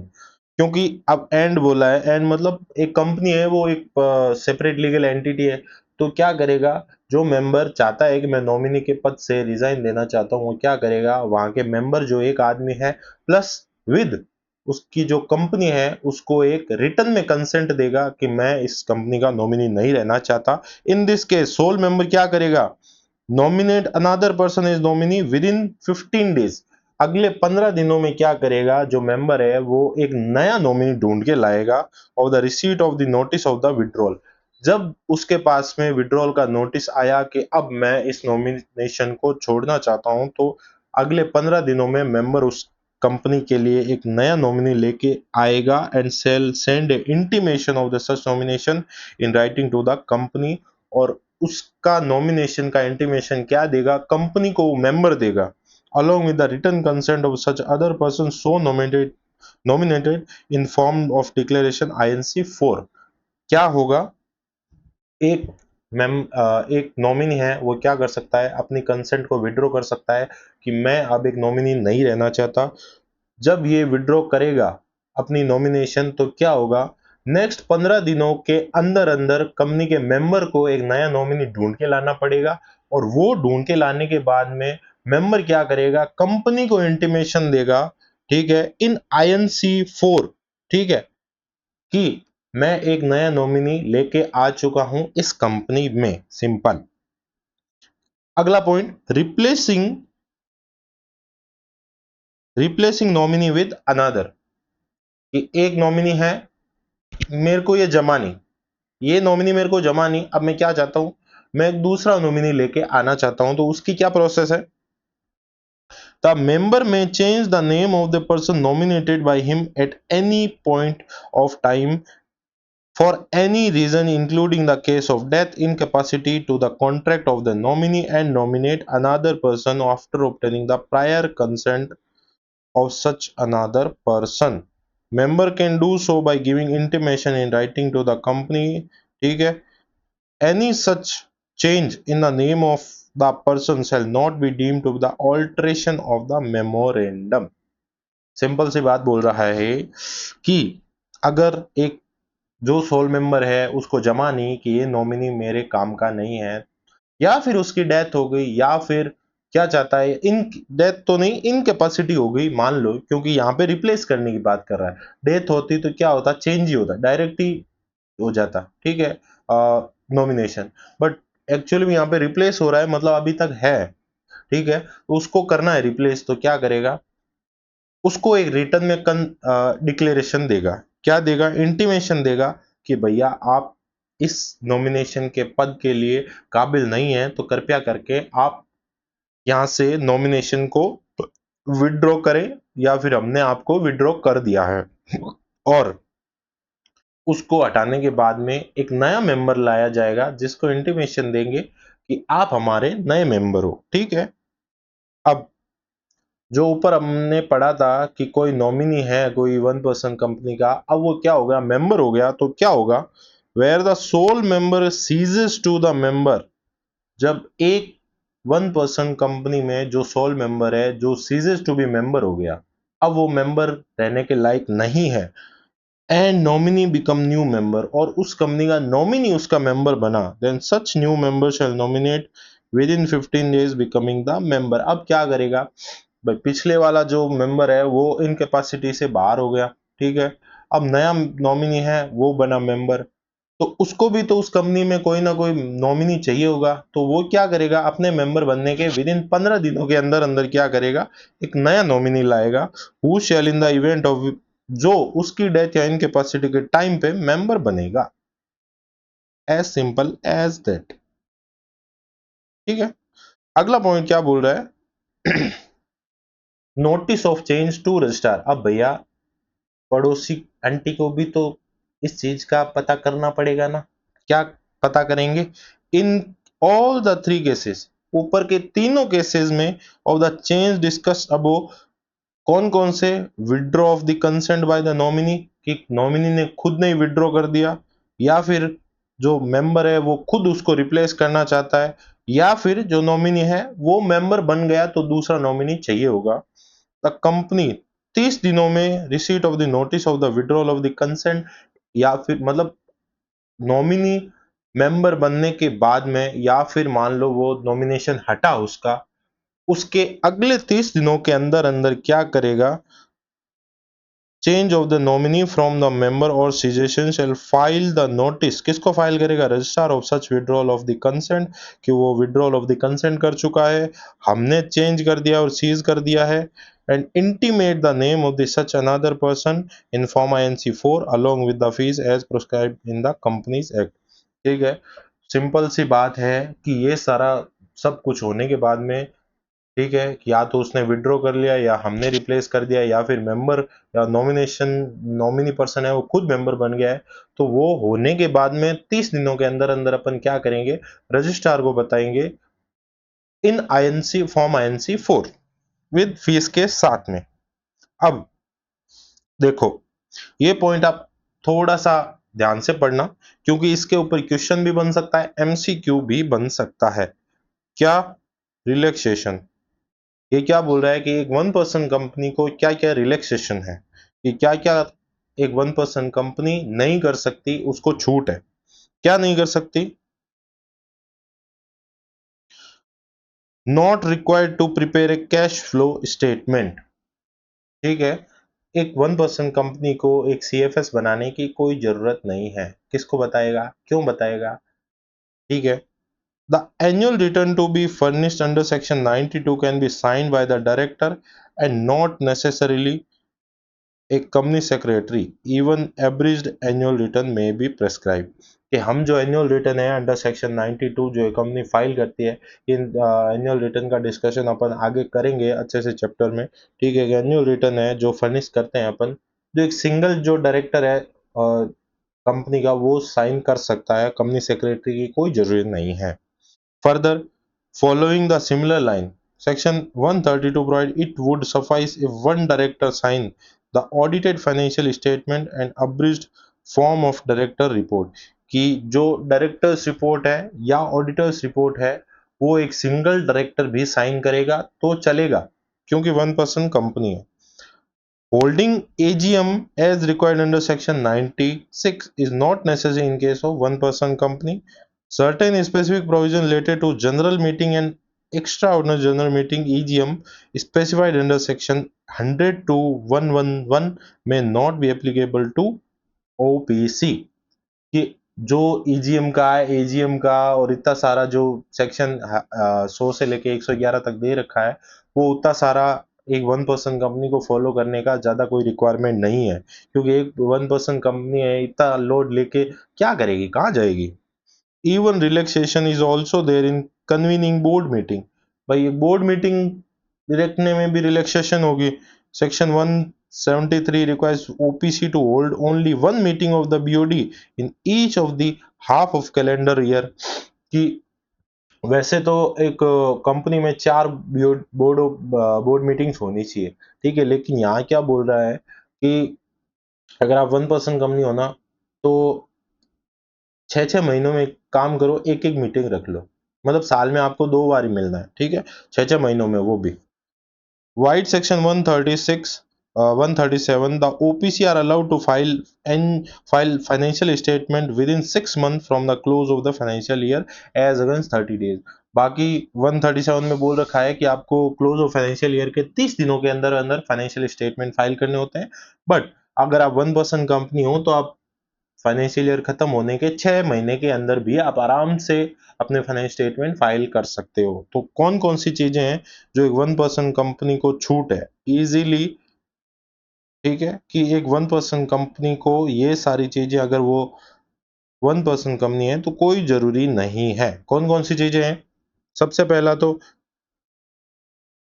क्या सबसे पहले उसको कैश फ्लो स्टेटमेंट बनाने की कोई जरूरी नहीं है।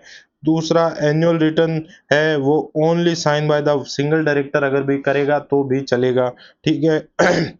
और अगर 134 में एक डायरेक्टर भी अगर ऑडिटेड फाइनेंशियल स्टेटमेंट या फिर डायरेक्टर्स रिपोर्ट को साइन कर देगा तो भी चलेगा। और एजीएम और ईजीएम वाले जो सारे पंगे हैं सेक्शन 100 टू 111, तो उतना सारा उसको भी फॉलो करने की जरूरी नहीं है। या फिर बोर्ड मीटिंग अगर है तो, अगर दूसरी कंपनियों के अलग रूल्स है लेकिन आप 1% कंपनी हो तो आपको 6 महीनों में एक भी मीटिंग रखोगे तो चलेगा, डोंट वरी, ठीक है। और OPC are allowed to file annual statement within 6 month of the close of the financial year. 30 दिनों का कोई जरूरी नहीं है, आप 6 महीनों में आराम से कर सकते हो। Done.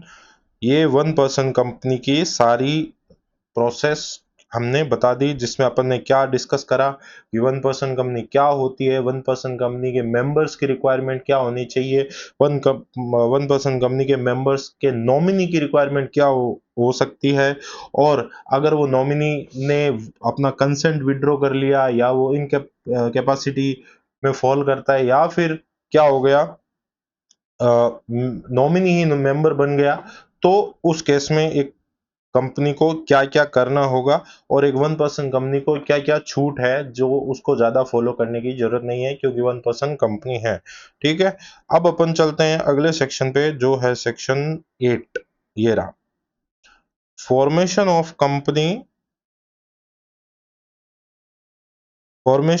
Companies with charitable object. जो अभी इतनी देर से हम सेक्शन 8 कर रहे थे, वो अभी आ गया है सेक्शन 8 जो अभी डिस्कस कर रहे हैं अपन। एक सेकेंड, हाँ। देखो, सेक्शन 8 कंपनी कौन सी कंपनीज होती है, ठीक है। आ, कोई भी पर्सन हो जिसको चैरिटी के ऑब्जेक्ट से काम करना है, लेकिन वो चाहता है कि मैं as per companies act legally rules follow करके एक अच्छी सी कंपनी बना के, ठीक है, स्ट्रक्चर्ड वे में अपना चैरिटेबल ऑब्जेक्ट्स को पूरा करूंगा, ठीक है। तो उसके लिए क्या कर सकता है वो, सेक्शन 8 ऑफ कंपनीज एक्ट 2013 के बेस में एक कंपनी एस्टेब्लिश कर सकता है, ठीक है। उसमें वो अपने चैरिटेबल ऑब्जेक्ट्स के काम कर सकता है। क्या बोल रहा है ये सेक्शन? आइए देखते हैं। The underlying purpose of the formation of the company is not always making profit. ये बोल रहा है कि कोई भी कंपनी आपको एस्टेब्लिश करनी है तो हमेशा उसका ये मतलब नहीं है कि आपको प्रॉफिट ही कमाने हैं। Through operating economic activities it may have charitable और सोशल ऑब्जेक्ट। एक कंपनी का हर टाइम प्रॉफिट कमाने का या फिर इकोनॉमिक बेनिफिट कमाने का मतलब ही नहीं होता। एक कंपनी चैरिटेबल ऑब्जेक्ट्स के लिए भी एक कंपनी एस्टेब्लिश कर सकता है। अब पॉइंट टू पॉइंट इस पे डिस्कस कर रहे हैं। Who can issue and get the license under section 8 subsection 1। कौन ऐसे हैं जो सेक्शन 8 में चैरिटेबल ऑब्जेक्ट्स की कंपनी खड़ी करने के लिए लाइसेंस ले सकते हैं, ठीक है। As per section 8 the central government, ठीक है, ROC in its behalf, in central government का नाम है आरओसी जिसके बिहाफ पे काम करती है, रजिस्ट्रार काम करता है, ग्रांट कर सकता है license if it is proved to satisfaction that a person or an association of person proposed to be registered under this act as a limited company, ठीक है। ये बोल रहा है कि आरओसी एक सेक्शन 8 कंपनी को लाइसेंस ग्रांट कर सकता है जब उसको पर्सन या एसोसिएशन ऑफ पर्सन के बेस पे लगता है कि ये एक लिमिटेड कंपनी बनाना चाहते हैं और वो एक चैरिटेबल ऑब्जेक्ट्स के लिए काम करेंगे, जिसमें क्या होगा, has its object the promotion of commerce, क्या होगा, जिसके उद्देश्य क्या होंगे, promotion of the commerce, art, science, sport, education, research, social welfare, religion, charity, protection of environment, any other object and intend to apply its profit या फिर income in promoting its object, और उनकी जो भी इनकम होगी वो उनके खुद के जो ऑब्जेक्ट होंगे जो अपन ने ऊपर पढ़े उनको प्रमोट करने में काम में लेंगे। And intend to prohibit payment of any dividend, ये ध्यान रखना जो भी चैरिटी वाली कंपनी एस्टेब्लिश होंगी वो डिविडेंड नहीं देंगी। क्या आपको लगता है कि जो उसके मेंबर होंगे उस कंपनी में डिविडेंड के लिए मेंबर बनेंगे? नहीं। तो वैसे भी ये प्रोहिबिट है कि कंपनी इन्वेस्टमेंट पर्पस के लिए एस्टेब्लिश नहीं होती है, ये होती है चैरिटेबल ऑब्जेक्ट के लिए, तो उसको डिविडेंड तो वैसे ही नहीं बनेगा।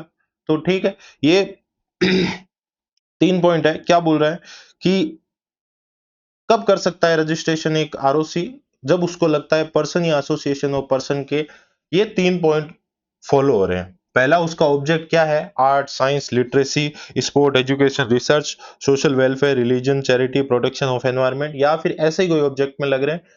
दूसरा, जो अपने प्रॉफिट को इन सारे ऑब्जेक्ट में ही लगाएगी और डिविडेंड का पेमेंट नहीं करेगी। ठीक है, अगला point, registration of company using license after granting license. अब उनको लाइसेंस मिल गया है, application shall be made to register under section 8 for registration of company, कि वो क्या करेंगे, रजिस्ट्रार को इंटीमेशन देंगे कि हमारा रजिस्ट्रेशन हो गया है सेंट्रल गवर्नमेंट से। Application for registration, a person और association of person desirous to incorporate a company with limited liability under section 8 subsection 1 shall make an application to register in form SPICE along with the fees as provided in companies। ये simple सी बात बोल रहा है, यहाँ तो ये पहले पॉइंट आ गया कि मतलब रजिस्ट्रेशन हो गया है, और रजिस्ट्रेशन के लिए ये पॉइंट बोल रहा है खाली कि कौन से फॉर्म में अप्लाई करेंगे। वो फॉर्म है SPICE प्लस INC 32। ठीक है, नाउ एप्लीकेशन देंगे तो उसके साथ में कुछ सपोर्टिंग डॉक्यूमेंट भी देने होंगे। वो सपोर्टिंग डॉक्यूमेंट कौन कौन से होंगे ये ध्यान रखना। Application furnish as specified above shall accompanied by the following document, ये डॉक्यूमेंट उसके साथ में होने चाहिए। कौन कौन से डॉक्यूमेंट, कंपनी के मेमोरेंडम और article of association, MOA AOA, ठीक है, ऑफ प्रपोज्ड कंपनी। ठीक है, the declaration by the advocate, ये वही बातें आ रही है जो अपन ने रजिस्ट्रेशन ऑफ कंपनी के टाइम में पढ़ी थी। ये भी कंपनी है चैरिटेबल ऑब्जेक्ट के लिए इनकॉर्पोरेट हो रही है, लेकिन चीजें तो सारी सेम ही है, डॉक्यूमेंट तो सारे सेम ही होंगे। MOAU में उसके जो ऑब्जेक्ट्स है वो भी तो लिखे होंगे ना। ठीक है, तो declaration by the advocate, CA, CS, CMA in practice that memorandum or articles of association have drawn up in conformity with the provision of section 8, ये सारे क्या करेंगे, वेरीफाई करेंगे कि जो इनके सारे MOA या AOA है वो एज पर सेक्शन 8 को फॉलो करते हैं, और rules made there under and that of all the requirements of the act and the rules made there under registration of the company under section 8 matter incidental there to have been compliant, कि इनके जो MOA AO में जो objects लिखे हैं वो same to same इनके काम को सेक्शन 8 के बेस पे फॉलो होते हैं, और हमने सारा का सारा प्रोसेस है एज पर सेक्शन 8 जो आपने बताया था उसको फॉलो किया करा है। Estimate of the future annual income and expenditure of the company for the next 3 years specifying the source of the income and object of the expenditure। ऐसा तो नहीं है अगर कंपनी रजिस्ट्रेशन के लिए लेके आ गए और हवा में ही बातें कर रहे हो कि हम चैरिटी का काम करेंगे, आपको चुल मची है, अचानक आपको रात को सपना आया कि मैं कल सुबह उठते ही चैरिटी का काम करूंगा, भारत का पूरा स्वरूप बदल दूंगा अपना दान पुण्य करके, ऐसा नहीं होता।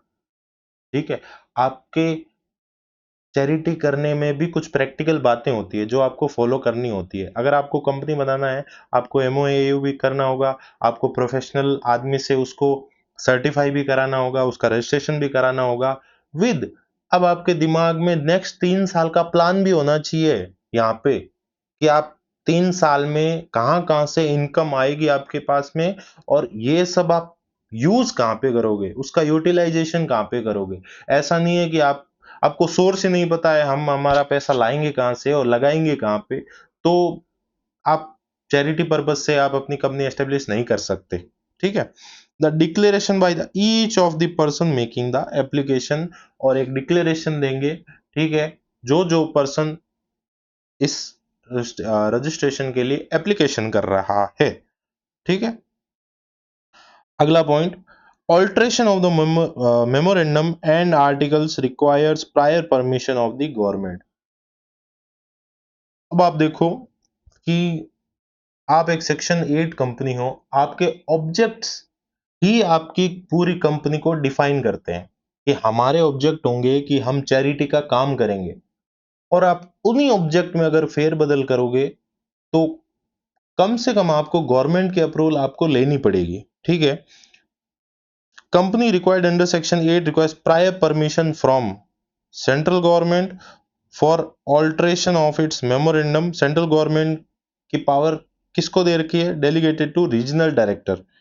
Central government power delegated to ROC for alteration of articles.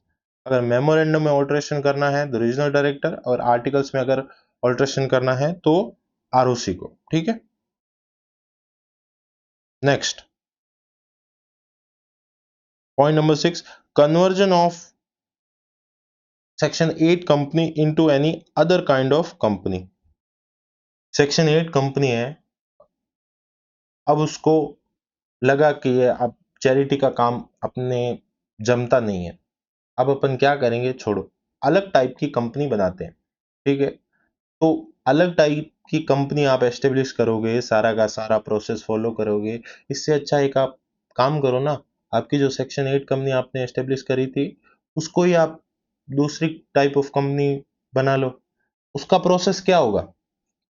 Company registered under section 8 may convert itself into the company of any other kind only after the complying with the such condition as may be prescribed।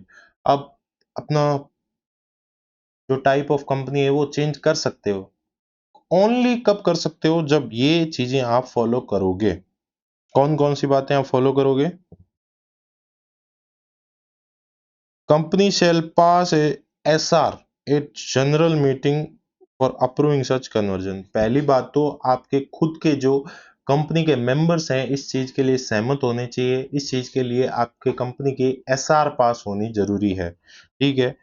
N explanatory statement to notice of such GM must set out the details on the reason of the such conversion। ठीक है। जब आप general meeting रख रहे हो जिसमें आपका special resolution pass होगा, उसमें एक डिटेल एक्सप्लेनेटरी नोट होना चाहिए कि हम ये कन्वर्जन कर रहे हैं उसका मेन रीजन क्या है। अब मीटिंग रख रहे हो, ठीक है, लेकिन मीटिंग का जो एजेंडा है कि हमको ये कन्वर्जन करना है, तो उसमें एक एटलीस्ट एक एक्सप्लेनेटरी स्टेटमेंट होना चाहिए कि ये एक्सप्लेनेटरी रीजन है जिसकी वजह से हम सेक्शन 8 कंपनी, चैरिटी वाली कंपनी को अलग टाइप ऑफ कंपनी में बदलना चाहते हैं। ठीक है। The company shall file an application. अब क्या करेंगे? फॉर्म आईएनसी 18 में रीजनल डायरेक्टर के पास में along with fees certified true copy of the special resolution, जो आपका एसआर है उसको सर्टिफाइड ट्रू कॉपी होगी, and copy of the notice convening the meeting including the explanatory statement. आप रीजनल डायरेक्टर के पास में क्या करोगे? एप्लीकेशन लगाओगे आईएनसी 18 में with certified copy of resolution जो आपका पास हुआ है, एंड उसके साथ में क्या होना चाहिए? जो एक्सप्लेनेटरी स्टेटमेंट आपने मेंबर्स को भेजा था उस मीटिंग के लिए। ऑल्सो अटैच क्या करोगे? Proof of serving the notice. ये भी जरूरी है कि आप नोटिस भेजा है या नहीं भेजा उसका प्रूफ भी आपके पास में होना चाहिए, बाय रजिस्टर्ड पोस्ट और हैंड डिलीवरी टू। की also attach the proof of serving of the notice served by the registered post and hand delivery to। ये पॉइंट बोल रहा है कि अपनी कंपनी में आपने अपनी कंपनी में एसआर पास करा लिया, ठीक है, कि हम अपना जो टाइप ऑफ कंपनी है वो चेंज करना चाहते हैं, लेकिन आपकी कंपनी बहुत सारे रेगुलेटर्स की नजरों में है। अगर आप चैरिटी का काम करते हो तो बहुत सारे रेगुलेटर्स ऐसे हैं जो आपके ऊपर निगाह रखते हैं कि इन्होंने चैरिटी के पर्पज से एस्टेब्लिश करी है, तो कहीं कौन कौन सी जगह पे ये जोल मोल कर सकते हैं। उसके लिए अगर आपको टाइप ऑफ कंपनी चेंज करवाना है तो ये सेक्शन बोल रहा है आपको रेगुलेटर्स को भी एक नोटिस देना होगा। क्या नोटिस देना होगा? जब आप एप्लीकेशन करोगे कि हमारा टाइप ऑफ चेंज कर दो, उससे पहले आपको भेजना पड़ेगा क्या, कि इन अथॉरिटी को आपको क्या भेजना पड़ेगा, ये जो सारी अथॉरिटी है इनको भी एक नोटिस भेजना पड़ेगा। आपने आरओसी में एप्लीकेशन लगाया, ये पॉइंट यही कहना चाहता है, आपने आरओसी में एप्लीकेशन लगाया, लेकिन उससे पहले आप एक काम करो ना, अपने जो रेगुलेटर्स है ना आपके, पहले उनको तो बता दो ना कि हम अपनी टाइप ऑफ कंपनी चेंज कर रहे हैं। कहीं ऐसा तो नहीं है आप अपनी टाइप ऑफ कंपनी चेंज कर रहे हो, बाद में पता चला कि इनकम टैक्स डिपार्टमेंट की इधर रेड पड़ने वाली थी और इनकम टैक्स डिपार्टमेंट कितने टाइम से नजर रख रहा था कि ये सेक्शन 8 कंपनी है, ठीक है, ये कुछ गड़बड़ कर रही है। इसके लिए काम करो, आप हमको चेंज की एप्लीकेशन देने से पहले अपने जो रेगुलेटर्स है, कौन कौन है regulators? Chief commissioner of income tax having jurisdiction over the company, जिस जुरिस्डिक्शन में आपकी कंपनी है उसका चीफ कमिश्नर है जो इनकम टैक्स का, उसको आप एक नोटिस दो। इनकम टैक्स ऑफिसर, जिसके जुरिस्डिक्शन में आपकी कंपनी है, इनकम टैक्स का कमिश्नर और इनकम टैक्स का ऑफिसर, एंड चैरिटी कमिश्नर, जो आपके जुरिस्डिक्शन का चैरिटी कमिश्नर है, chief secretary of the state, ठीक है, registered in which registered office of the company is situated, या कोई भी ऑर्गेनाइजेशन या department of central government, state government या फिर अथॉरिटी जिसके जुरिस्डिक्शन में आपकी कंपनी काम कर रही है, ठीक है, कोई भी अथॉरिटी जिसके जुरिस्डिक्शन में आप काम कर रहे हो, तो उनको भी आप एक क्या करोगे, नोटिस दोगे। और वो नोटिस की कॉपी अब आप क्या करोगे, जो आपने नोटिस सर्व किया, proof of serving the notice served by registered post या फिर हैंड डिलीवरी, इनको आपने या तो रजिस्टर्ड पोस्ट से या फिर हाथों से आपके नोटिस दिया है, उसकी प्रूफ ऑफ डिलीवरी हमको दोगे एप्लीकेशन के साथ में। ओके, आपको कौन कौन से पॉइंट फॉलो करने हैं, पहले आप अपन एक काम करते हैं, सारे के सारे डिस्कस कर लेते हैं, उसके बाद में वन गो में सीधा गो थ्रू करेंगे। ओके, चौथा पॉइंट बोल रहा है intimation along with copy of the application with the annexure as filed in form INC 18 with regional director shall also go to the registrar through MCA system। जो आपने regional director को आपने application लगाई है, वो किसके पास में जाएगी? एमसीए के सिस्टम के थ्रू रजिस्ट्रार के पास में जाएगी। अब अब क्या होगा, company within a week, एक हफ्ते के अंदर अंदर, date of from the date of submitting the application, application को सबमिट करने के एक हफ्ते के अंदर अंदर रीजनल डायरेक्टर को जो इन्होंने एप्लीकेशन दी थी, पब्लिश करेगी एक नोटिस खुद के अपने खर्चे पे। Copy of the notice as publish shall also send forthwith to the regional director, और उसकी कॉपी रीजनल डायरेक्टर को भेजेगी। And the said notice shall be in form INC 19 and shall be published.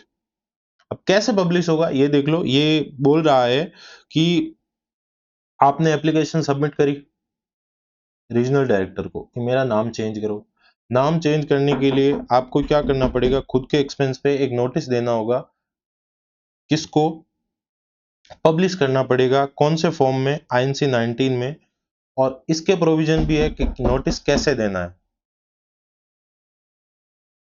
अब ये पब्लिकेशन होना कैसे चाहिए उसका भी प्रोविजन है कि आपने पब्लिश तो करने का बोल दिया, पर ये पब्लिश कैसे करना है वो भी तो आप पढ़ लो एक बार। कि at least one vernacular newspaper in the principal vernacular language of the district in which the registered office of the company is situated and having a wide circulation in that district, and at least once in English language in an English newspaper having the wide circulation in that district। इसका मतलब कि आपको अपना publication जिस district में आपका registered office है वहां की वर्नाक्यूलर लैंग्वेज, वहां पे बोली जाने वाली लैंग्वेज, जैसे कि मान लो आप सूरत में या फिर मान लो आप अहमदाबाद में आपकी ऑफिस है, तो वहां की वर्नाक्यूलर लैंग्वेज कौन सी होगी? गुजराती। तो वहां की वर्नाक्यूलर लैंग्वेज में आपको एक नोटिस पब्लिश करना है, ठीक है, विद एक इंग्लिश न्यूज़पेपर में भी आपको एक नोटिस पब्लिश करना है, ठीक है, जिसका सर्कुलेशन उस डिस्ट्रिक्ट में होता है। एंड और क्या करना है? On the website of the company if any as may be notified or directed by the central government। और आपको कहाँ पब्लिश करना है? आपकी वेबसाइट पे, जिसको सेंट्रल गवर्नमेंट या फिर कोई अदर अथॉरिटी ने नोटिफाई कर रखा हो। Next point, company should have filed all its financial statement and annual return up to the financial year preceding the submission of the application to the regional director, and all other return required to be filed under the act up to the date of submitting the application to the regional director। ये simple सी एक बात बोल रहा है कि आप बोल रहे हो कि कंपनी का जो टाइप है वो हम चेंज करना चाहते हैं, लेकिन आपने क्या किया है? कंपनी के जो रिटर्न्स फाइल करने थे time to time, annual return या फिर पीरियोडिकल रिटर्न फाइल करने थे, वो आपने फाइल ही नहीं करे। आप पहले से ही आप डिफॉल्ट में हो, और अब आप चाहते हो कि हम एक अपनी टाइप ऑफ कंपनी को चेंज करना चाहते हो, तो पहले आप अपने जो पाप किए हैं वो तो धो आप, ठीक है। नोट क्या दे रखा है? In the event of the application is made after the expiry of the 3 months from the date of the preceding financial year to which the financial statement has been filed, a statement of the financial position duly certified by the CA made up to the date not preceding 30 days of the filing the application shall be attached। शायद आपको समझ में इतना पढ़ने से आ गया होगा, फिर भी नहीं समझ आया है तो एक बार और पढ़ो। In the event of the application is made after the expiry, कि आपने एप्लीकेशन करा, जो कब करा? After the expiry of the 3 months from the date of the preceding financial year. आपने अपने पिछले फाइनेंशियल ईयर के 3 महीने के बाद में आपने एप्लीकेशन करा, to which the financial statement has been filed, जिसके फाइनेंशियल स्टेटमेंट आपने फाइल करे हैं, उसके क्लोज फाइनेंशियल ईयर होने के विद इन 3 महीने में आपने फाइल करें। तो अब इन 3 महीनों में आपके कंपनी की फाइनेंशियल पोजीशन डेफिनेटली चेंज हुई है। उसके लिए आप एक काम करो, एक सीए से सर्टिफाई करा लो up to the date of note preceding 30 days from the filing the financial statement. जब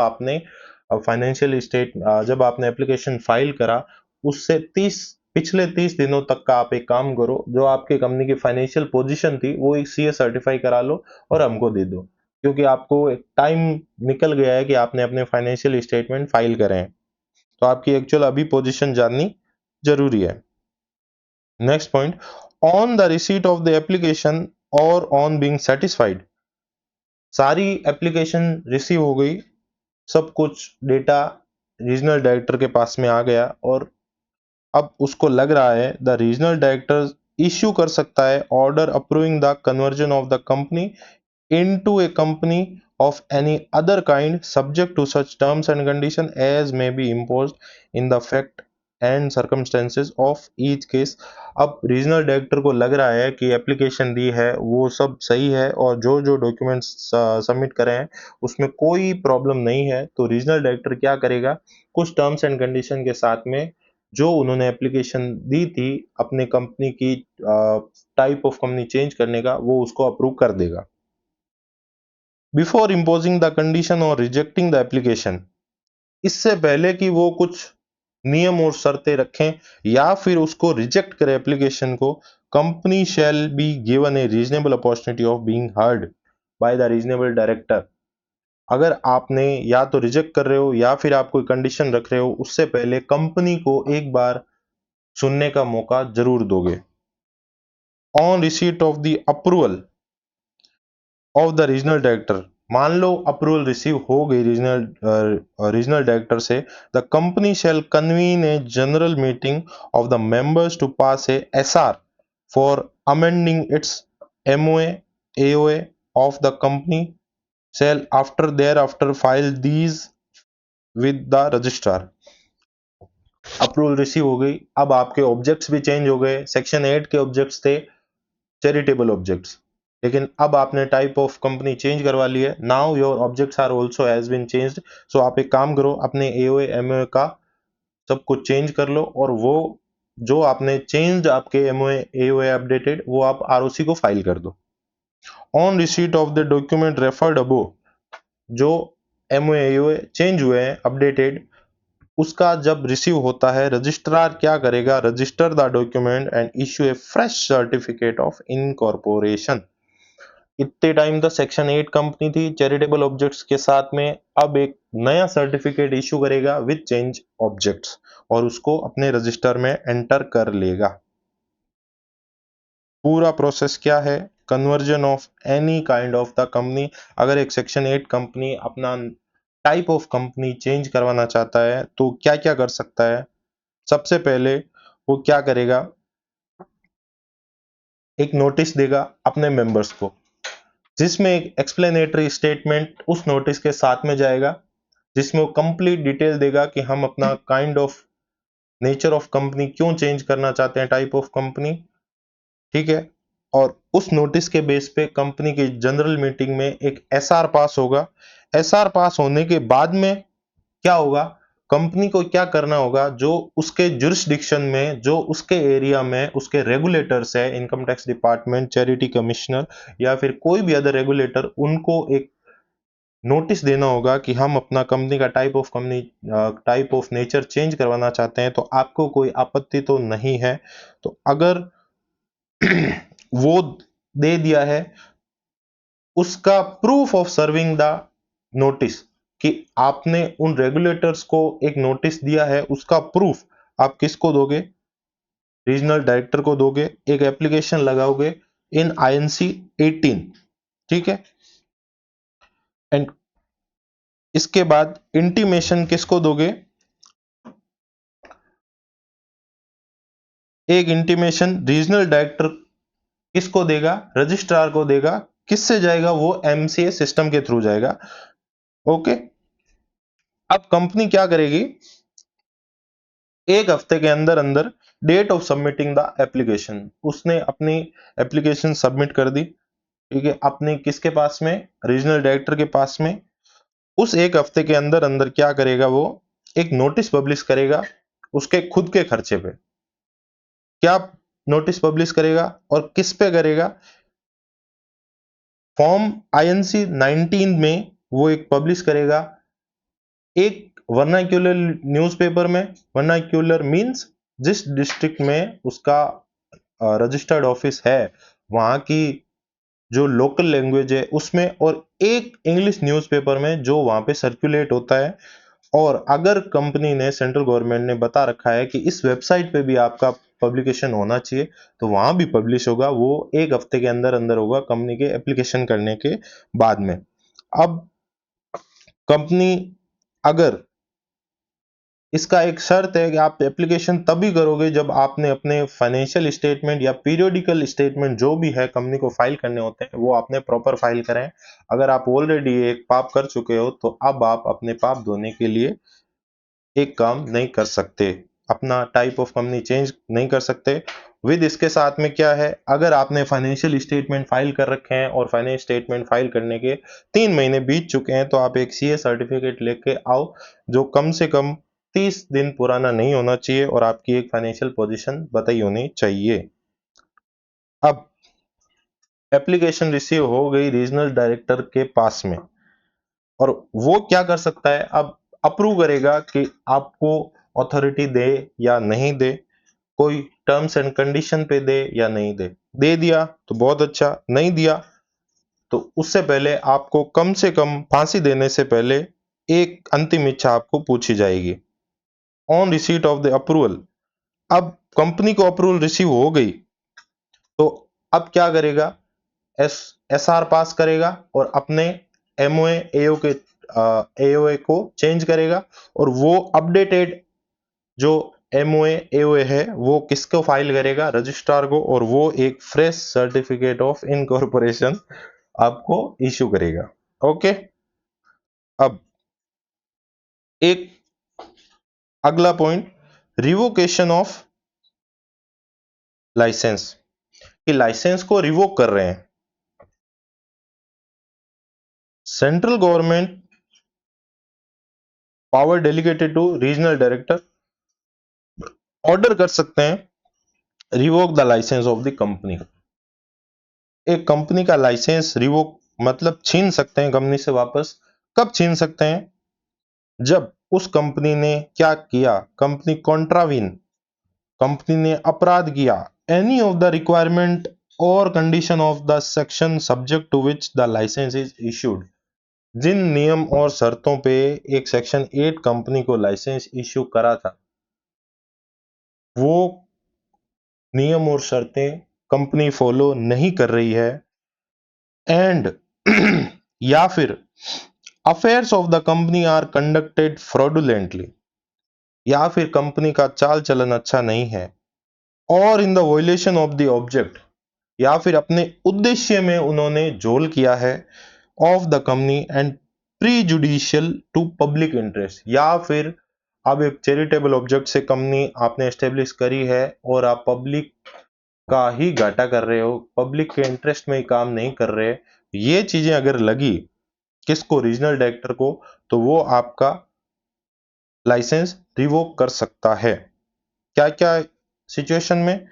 अगर कंपनी कॉन्ट्रावीन करती है, कंपनी डिफॉल्ट करती है, किस में, जिस कंडीशन पे आपको लाइसेंस सैंक्शन हुआ था, एंड कंपनी का चाल चलन, affairs of the company are conducted fraudulently, या फिर आपने अपने उद्देश्य को वॉयलेट किया, या फिर आपने पब्लिक इंटरेस्ट में आपने काम नहीं किया।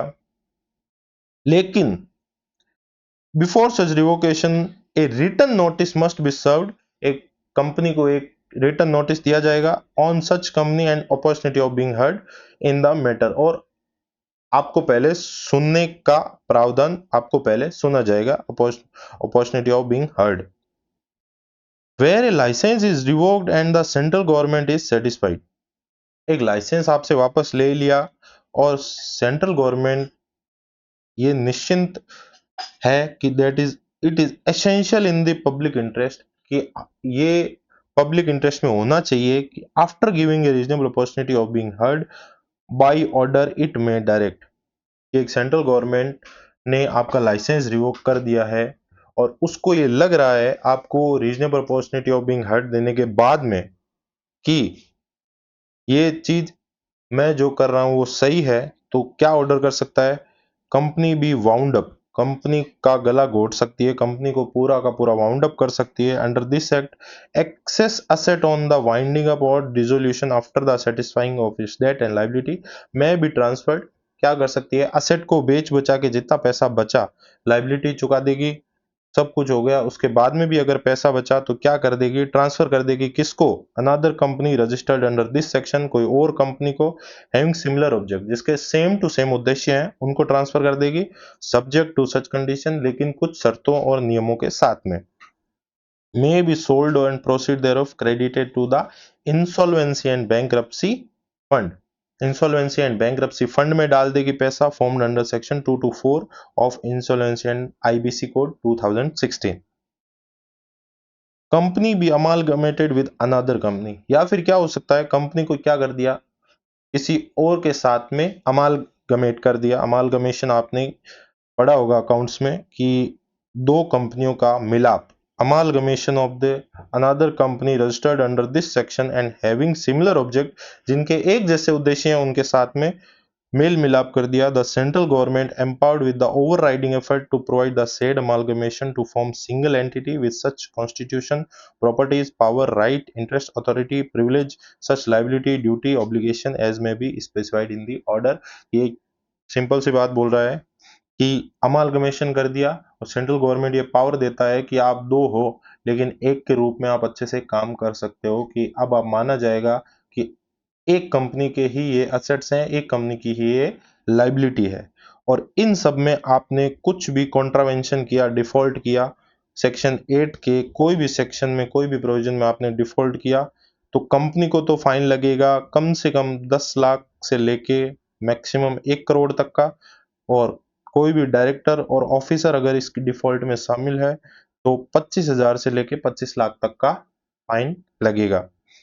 And where the affairs of the company were conducted fraudulently, और जहां पे कंपनी के अफेयर्स हैं वो धोखाधड़ी से चलाए गए, तो उसका हर एक ऑफिसर जो डिफॉल्ट में है सेक्शन 447 में लाइबल होगा। This is our section 8 completely. एक बार क्विकली इसको गो थ्रू कर लेते हैं लास्ट में कि क्या होगा। सबसे पहले तो कौन कौन है जो सेक्शन 8 के लाइसेंस के लिए एलिजिबल है। ठीक है, सेंट्रल गवर्नमेंट खाली उन्हीं को लाइसेंस ग्रांट करेगा जो उसको लगता है कि पर्सन या एसोसिएशन ऑफ पर्सन जो एप्लीकेशन लेके आए हैं उनका ऑब्जेक्ट, उनका उद्देश्य है charity, commerce, art, science, sport, education, research, social welfare को बढ़ावा देना, और उनका जो प्रॉफिट है वो उनके खुद के ऑब्जेक्ट में ही अप्लाई होगा, और जो डिविडेंड नहीं देंगे। अब registration of company using license after granting license application to registrar under section, ये तो बात हो गई कि रजिस्टर हो गए और उसके बाद में रजिस्ट्रार को एक इंटीमेशन देना है जस्ट। अब एप्लीकेशन कैसे होगी, फॉर्म आईएनसी 32 में होगी। सपोर्टिंग डॉक्यूमेंट क्या क्या देने होंगे, MOA AO of the company, advocate, CA, CS, CMA, या फिर इनका एक डिक्लेरेशन की ये company incorporate as per section 8 हुई है, और अगले 3 सालों में आप अपना पैसा कहाँ लगाओगे और आपका पैसा कहाँ से आएगा, इसका एस्टिमेशन एंड डिक्लेरेशन देगा हर एक मेंबर। और alteration of the memorandum article request prior permission, और अगर आपके उद्देश्य में कुछ चेंज करना है, ऑल्ट्रेशन करना है, तो आपको सेंट्रल गवर्नमेंट की परमिशन लेनी होगी। एंड अगर आपको अदर काइंड ऑफ कंपनी में चेंज होना है तो उसके अलग अलग रूल्स है। सबसे पहले तो आपको एक्सप्लेनेटरी स्टेटमेंट देना होगा नोटिस के साथ में मेंबर्स की मीटिंग के लिए। उस मेंबर्स की मीटिंग में एसआर पास होगा। एसआर पास होने के बाद में आप क्या करोगे, रीजनल डायरेक्टर को क्या करोगे, एक नोटिस दोगे फॉर्म आईएनसी 18 में, और वो फॉर्म देने के साथ साथ में अगर आपके जुरिस्डिक्शन में जो भी income tax department, charity commissioner and other regulators है, उनका जो आपने उनको नोटिस दिया था उसका उसका प्रूफ ऑफ इंटीमेशन आप रीजनल डायरेक्टर को दोगे, और वो आने के बाद में क्या करेगा, रीजनल डायरेक्टर एमसीए को फॉरवर्ड कर सकता है। ये सारी एप्लीकेशन है, और एप्लीकेशन लगाने के 1 हफ्ते के अंदर अंदर आपको वर्नाक्यूलर न्यूज़पेपर में नोटिफिकेशन पब्लिश करना होगा, आपका नोटिस है वो। ठीक है, और एक इंग्लिश लैंग्वेज में, और अगर सेंट्रल गवर्नमेंट ने कोई वेबसाइट बताई है तो वहां भी आपको करना होगा। एंड आपके financial statement and annual return आपके फाइल्ड होने चाहिए, और अगर आप 3 महीने बीत चुके हैं वो फाइल होने के, तो कम से कम सीए सर्टिफाइड फाइनेंशियल पोजीशन कम से कम 30 दिनों तक की होनी चाहिए। और अगर वो रिजेक्ट कर रहा है तो आपको अपॉर्चुनिटी ऑफ बीइंग हर्ड देगा, अगर अप्रूव कर रहा है तो आपको सच टर्म्स एंड कंडीशन के साथ में अप्रूवल दे देगा और एक फ्रेश रजिस्ट्रेशन सर्टिफिकेट इशू कर देगा। लेकिन सेंट्रल गवर्नमेंट को ये लग रहा है कि कभी भी आपने ये जोलमोल किया है तो आपका सर्टिफिकेट लाइसेंस रिवोक भी कर सकता है। कब, जब आप आपको जो लाइसेंस दिया था उसके बेस पे आप काम नहीं कर रहे, आपके अफेयर्स ऑफ द कंपनी सही नहीं है, फ्रॉडुलेंट है, आपने अपने ऑब्जेक्ट्स में वोलेशन किया है, या फिर पब्लिक इंटरेस्ट के खिलाफ आपने काम किया है, लेकिन ये रिवोकेशन करने से पहले आपको अपॉर्चुनिटी ऑफ बीइंग हर्ड दी जाएगी। एंड जहाँ पे लाइसेंस रिवोक हो रहा है तो सेंट्रल गवर्नमेंट को लग रहा है कि ये होना चाहिए, तो आपको रीजनेबल अपॉर्चुनिटी देने के बाद में क्या कर सकता है, आपको अमालगमेट कर सकता है किसी और कंपनी के साथ में, आपको वाउंड अप कर सकता है और सारा का सारा पैसा किसी और कंपनी में ट्रांसफर कर सकता है जो आपके सिमिलर ऑब्जेक्ट की है। ठीक है, या फिर उसमें नहीं करता तो इंसॉल्वेंसी एंड बैंक्रप्सी जो फंड है उसमें कर सकता है। और अगर आपने इसमें कुछ भी फ्रॉडुलेंट किया तो कंपनी को 10 लाख और 1 करोड़ तक का पेनल्टी, और हर डायरेक्टर और ऑफिसर इन डिफॉल्ट को 25,000 से 25 लाख तक की पेनल्टी। और अगर आपने फ्रॉडुलेंटली ये काम किया है तो सेक्शन 447 में आप लाइबल हो।